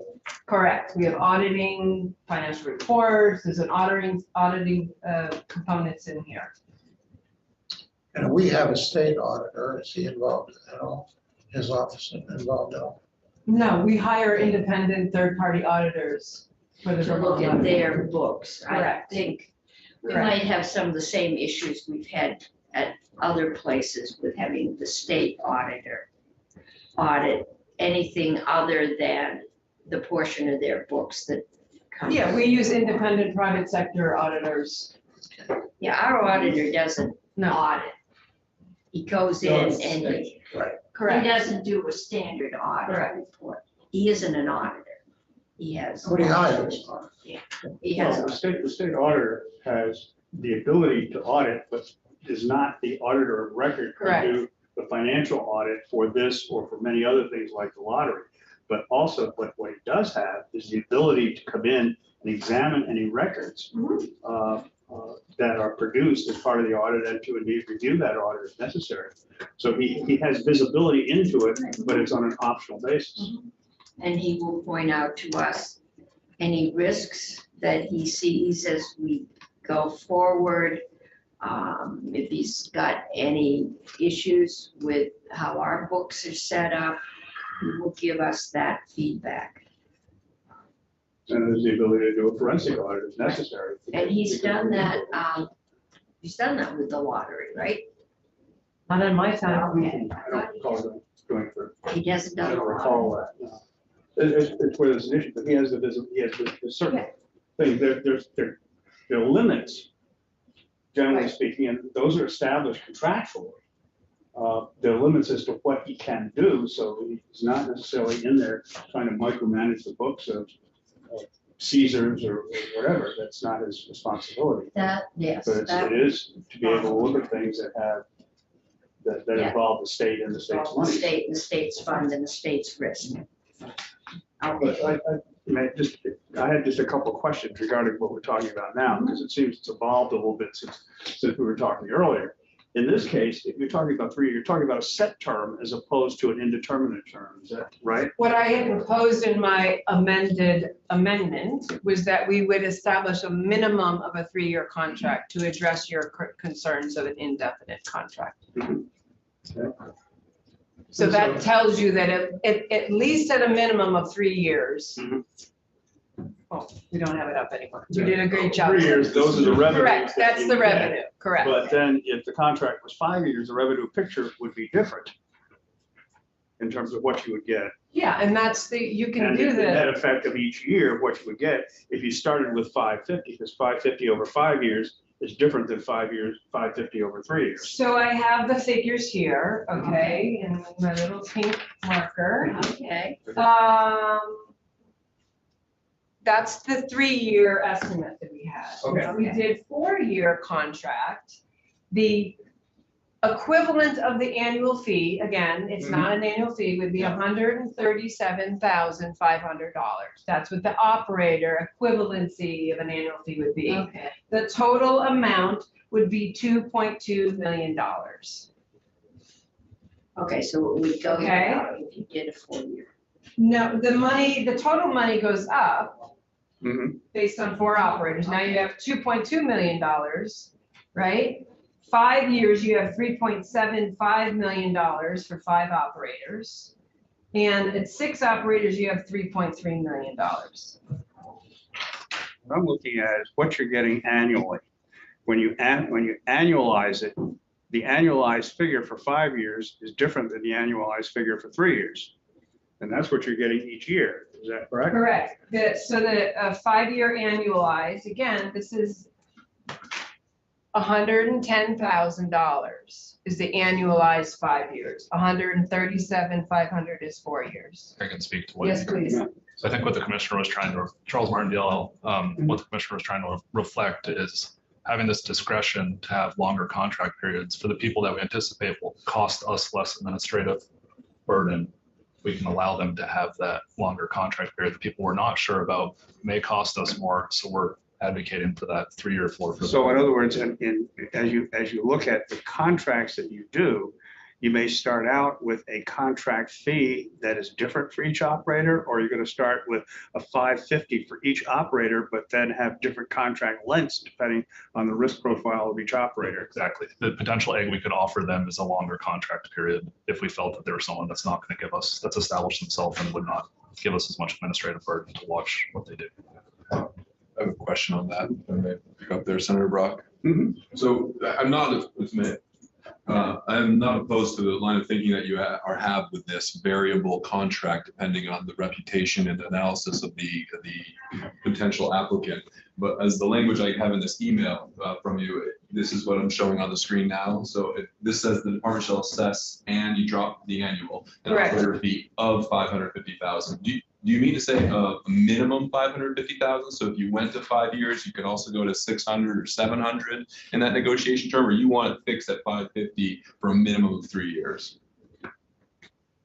So that is the $550,000. You all wanted some assurance of what an operator fee was. So that, again, is the cost of regulating per year.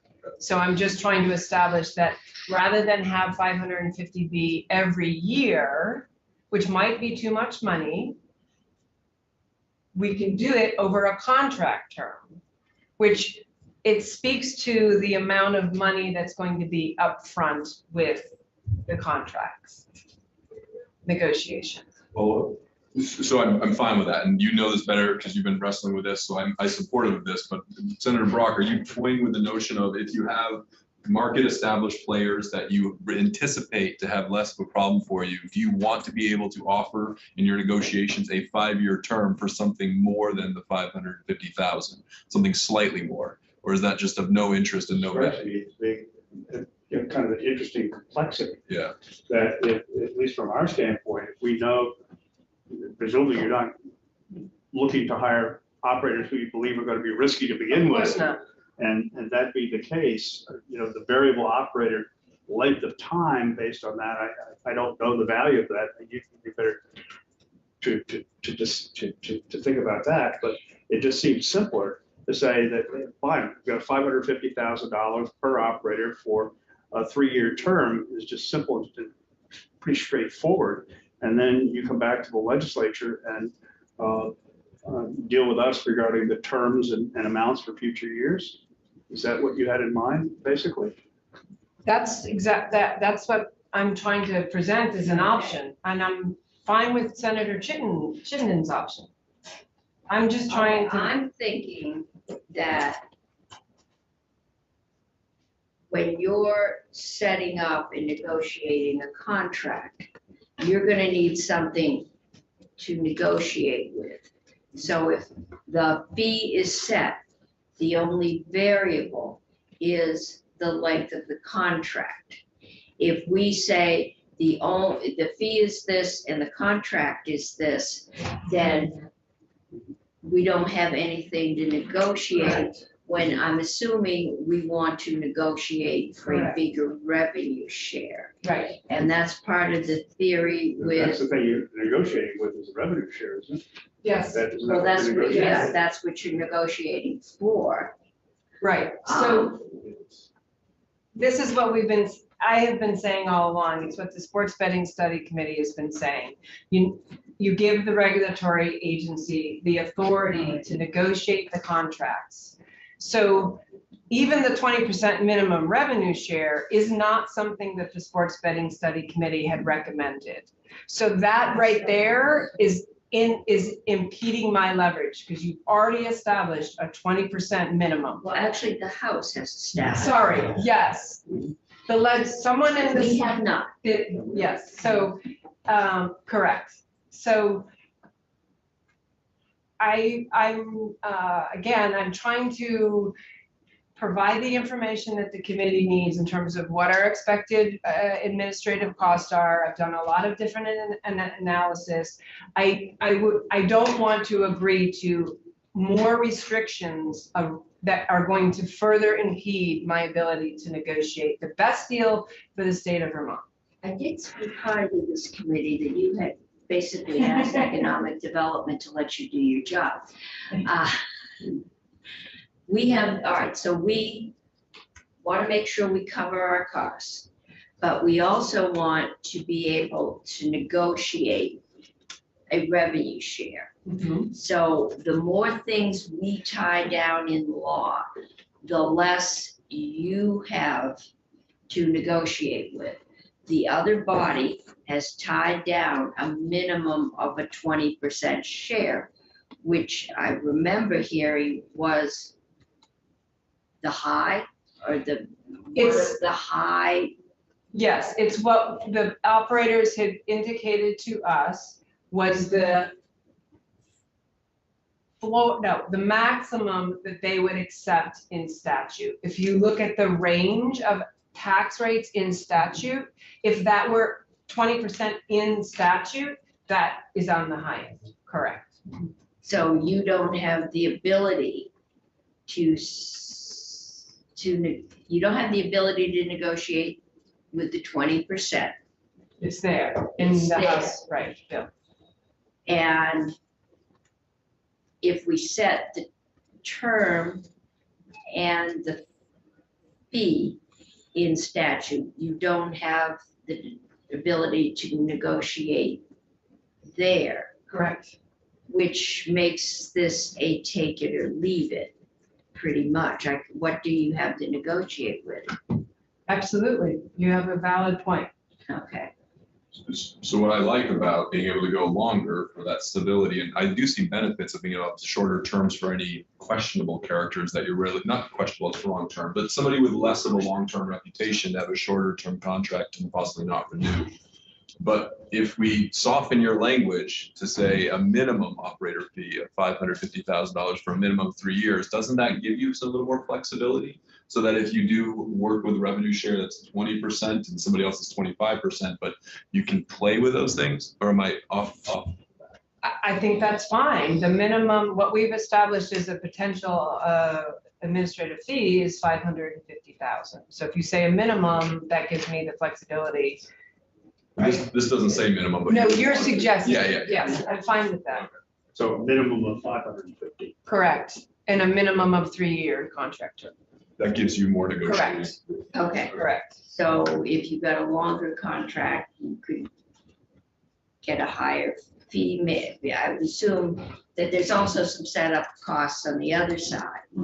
So it's to their advantage to have a longer contract. Correct, it is. Okay. And it stabilizes the market. We're not negotiating. We have, for example, on the lottery side, we have a 10-year contract with our lottery vendor.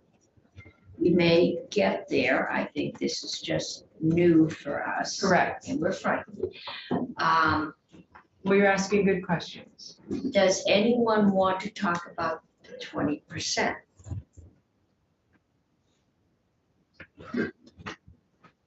I certainly thought of that. Okay. I'm not locked into that. And again, the question is, what range are you seeing elsewhere? So we see, and anywhere, again, tax rates are, 6 to 20%, but the revenue share, you'll see more, So a revenue share arrangement, you'll have, one of state has 36%. The revenue share that New Hampshire has is 50%, 51%. The revenue share that Rhode Island has is 50%. Okay, but and New Hampshire has one vendor. Correct. Okay, so the vendor has a monopoly. That's worth something. How about Rhode Island? They have a 51% revenue Okay, share. but how many vendors do you know? I don't remember offhand. Okay. Tucker, do you remember that? How many vendors Rhode Island has? When I was working on the report, it was one. One. Yeah. So our goal is not to have one operator. We've established that. The administration, the sports betting study committee, that's why we have 2 to 6. Competition is good. Right. Okay. I don't have a strong opinion on the 20%. It's a 20% minimum, so you expect, Yes. okay. It's 20% minimum. 10% minimum, if you want to propose that. All I can tell you is it will get us in to negotiations with the other body. Where did they come up with the 20%? What? Because that was the rate that the operators had indicated to the sports betting study committee that they would accept. The maximum amount that they would accept in statute was 20%. So we flipped it and made it a minimum. Okay. That's what we did. And I'm fine with that. Yeah, because I'm fine with that. a minimum, the maximum in statute, a minimum in statute allows for if there's only one vendor and, yeah, he's gonna pay. Yeah, it gives the department authority and flexibility to negotiate the best deal possible for the state. Keep in mind that revenue is not the only guiding factor here, right? We want to bring in the illicit market to a regulated market. We want to protect consumers. So, those are things that are intended. Right, exactly. So it's not solely based on the revenue share. There are other factors that go into the selection process. Okay. So I'd be comfortable with the 10%, but going back to one of Senator Brock's earlier points, I would just, I don't know if we need to do this. Maybe I'll look to Tucker when I sort of say this. Do we need to like incorporate language that creates the maximum amount of flexibility for the state to renegotiate terms 3 years from now? Or is it just by default, if it's a 3-year term, we get to renegotiate and there's no expectation for continuity? One of the things that popped into my mind when you were having the discussion about the term-based fee was to actually avoid specifying minimum contract terms in the statute for a couple reasons. First, eliminating some of that regulatory flexibility, but also if the General Assembly wanted to amend that statute in the future, you might be directly affecting existing contracts that the state has. So it may be better if you're looking at a minimum 3-year duration of the fee to actually state that the fee shall not be assessed more than once every 3 years without mentioning the contract term itself. That's why we have a lawyer here. Always good to have a lawyer when you're dealing with contracts and lots of money. We're rarely popular or desired, but I'll savor this moment while it lasts. Would you like to be the third witch when Senator Kitchell and I go to cabaret as Macbeth witches? I would love to. No money for you.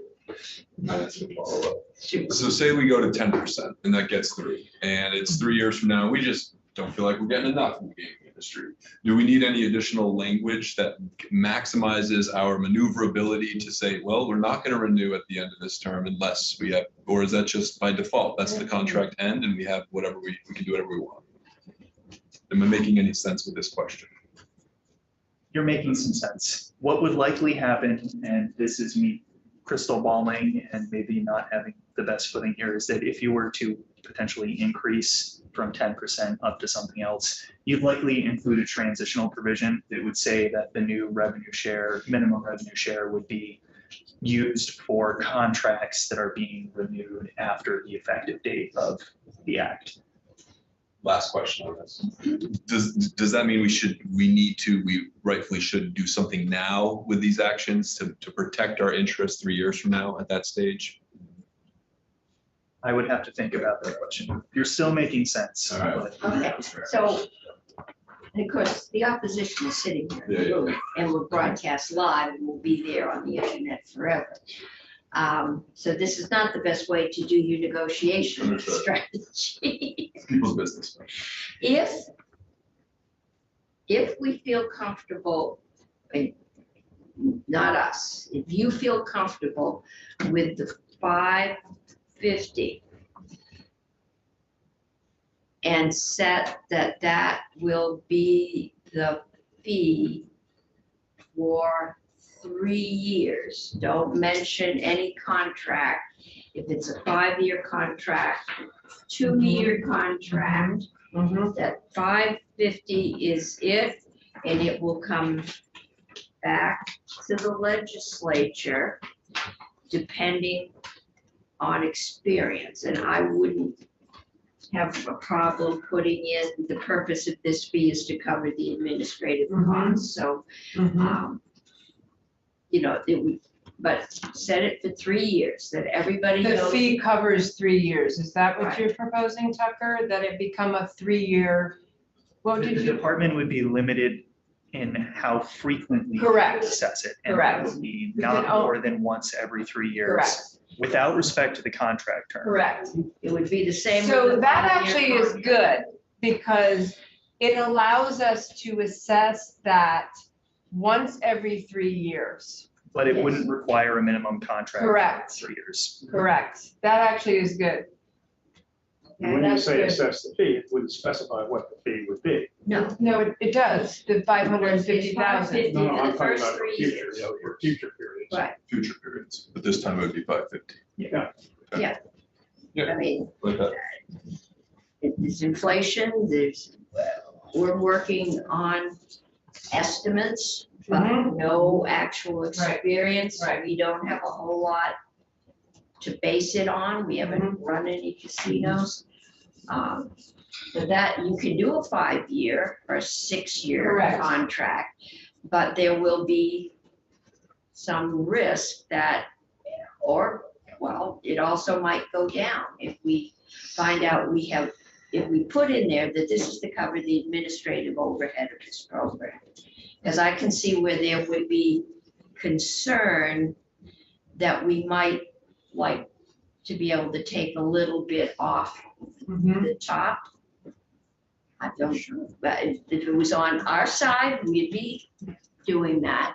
So I think to say that, you know, the purpose of this fee structure is to cover the administrative costs of this program, and it will be adjusted accordingly on a 3-year basis. So you've got 3 years of surety. If you're good and you self-regulate, you're good. You could go down. If you're bad and we have a lot of investigations or, you know, things to do, then it could go up. So it's to everybody's advantage, this runs smoothly, financial and otherwise. And that would also allow you to negotiate the share. We'll have plenty of termination causes in those Of course. contracts that we can. Of course, the state contracts benefit the state. Yes. And if we don't appropriate the money, they cease, but we don't appropriate any money, so that's good. What exactly is this committee's jurisdiction? Money. Oh, well, whether the whole bill is. So then do we? No, And there are Went revenues. to for this. economic development. It's an economic development bill. We're lucky if it doesn't go to healthcare because it deals with problem care. We're How's saying, it economic development? It's just, it doesn't create any new wealth, it just takes some wealth and moves it from here to here. they regulate lottery, they regulate liquor. It's a sin. They're So gonna what, regulate. so our extent of, Our jurisdiction is what we want it to be, well, This is also true. and how many votes we can get on the floor. Or we can kill it. It does not have to come out of here. However, we would be very unpopular at this point. there's revenue, but revenue is not a tax. It's just. it's This revenue. is a Correct, fee. it's a revenue. There is a fee in this. That is what we get. There is an administrative fee to the House. Okay. All right, that is our jurisdiction. There is also the revenue sharing portion, which would generate revenue from the tax. Generating revenue is ours. Once we generate it, across the hall spends it. Right now, they are booking 1.2 million of yet to be generated money. I hope they're betting on it. I think that's pretty conservative. Knowing across the hall, they are inclined to not spend money.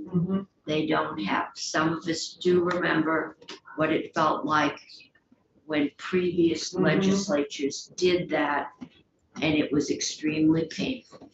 And the sooner we can vote this out of the General Assembly, the sooner I can set this up, and the sooner we can collect the revenue share money, the sooner we can collect those revenues. Senator Ron Hinsdale has joined us, and she was on the initial committee. Keisha, have you been listening? I have been listening. I'm trying to balance. Yes, you want to enlighten us. I think we're looking at setting the fee at $5.50 for the first 3 years to be negotiated in accordance with the actual cost of administering the program. Do you have any feelings about the 20% minimum revenue sharing? I would just overall say, I think we've landed in a really good place. You know, the study committee had the benefit of hearing over and over again that it's helpful for the regulatory body to have as much authority as possible and to keep it really flexible. So especially when it's new, so you can negotiate the best contracts for the state. There are a few people in state government I trust more than than Commissioner Knight. So, but I get that we're probably all thinking about, if we didn't have Commissioner Knight, does this all work? But, you know, I really deeply trust her judgment to get this going. But I mean, I'm fine, like she is, with where things have landed, where people keep asking what's going on in other states. Many of them have larger regulatory commissions, you know, other arenas for betting. We listened to some of the more conservative states that are like us, like Connecticut, Massachusetts. As folks may know, our lottery commissioner now works in Connecticut. Oh, do I have that right, Commissioner?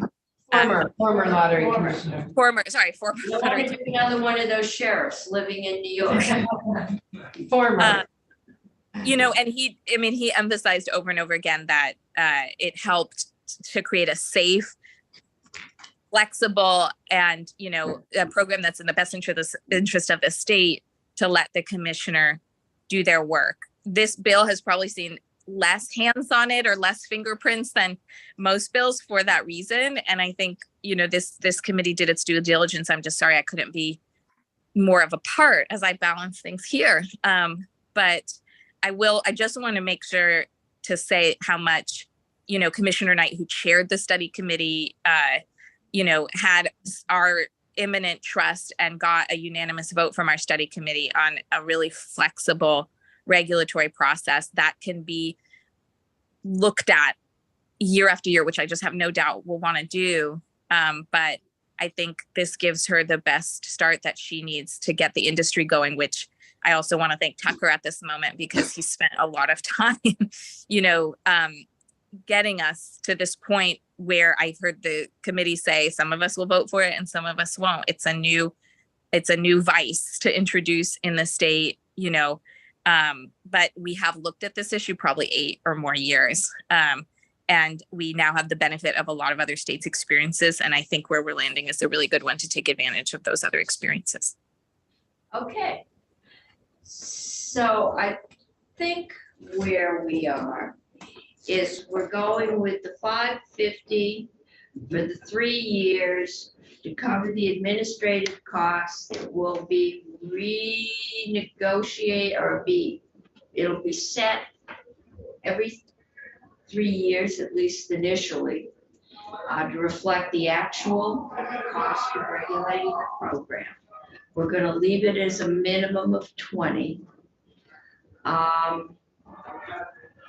I think that's it. It's a lot of talk for just that little bit. Anything I'm missing?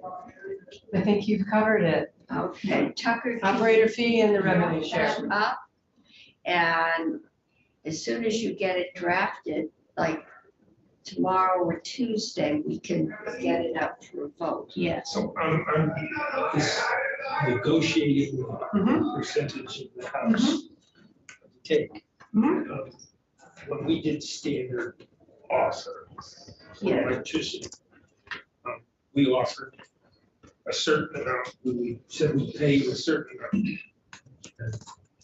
And if you produce so many, you know, like, and then we cut that number down for a few years because there were so many people applying that there was no way to screen them. And then we eventually got to the point where we said, anybody can produce electricity for us. We'll have an auction where the entities that offer more electricity for less money will be the ones selected to operate. Why wouldn't we set up the same situation for this if there are several people that want to run gaming houses? Award the contracts to the ones that put in the bid to deliver the greater percentage. That's the intent, is to give the bill, and the study committee gives the authority to the department to negotiate those contracts with the operators to run the sports betting book. It's what some of the other states are doing. So that's what we would do, is we would negotiate the contracts. We do that through an RFP. We'd have a review process. Based on the selection criteria, we would select, and we would negotiate a contract, and those would be the operators that would run the legal sports book. That's exactly what we proposed, that's outlined in this bill, that process. Just one question. Well, we've had a lot of operators in the halls, so I don't know, we'll see. With the, basically, it's intended to be, again, we want to move from an illicit market to a regulated market. So we've talked all along about making sure that we're not giving a disincentive to submit. I guess I'm not aware of any operator that refused to bid in any other state. So I can't imagine why they wouldn't bid or not. Okay. That was my question, basically. Is there any potential circumstance in which the absence of bidders would cause you to, in effect, not accept any bids? Or if you only had one bidder under the terms? So the contract does allow the department the latitude to make sure that we're only selecting qualified bidders. That might be one, it might be zero, in which case we would redo the RFP, just like we would do for any other standard RFP, right? If you don't get qualified bids, you don't get enough, you can extend. Well, what I'm saying is, suppose you get one qualified bid and you don't want only one operator, could you not accept any bids? Correct. Okay. That's what I want to make sure. Yes, absolutely. Yep. Come back to the table. Okay. So committee, we will get this drafted up and hopefully get it out of here. Agenda's gone missing in the pile of paper, but depending on how late you want to stay, if we can get it drafted by tomorrow, we'll get it out of here by tomorrow. And you can all think about who would like to report it. Tomorrow at 3. Oh.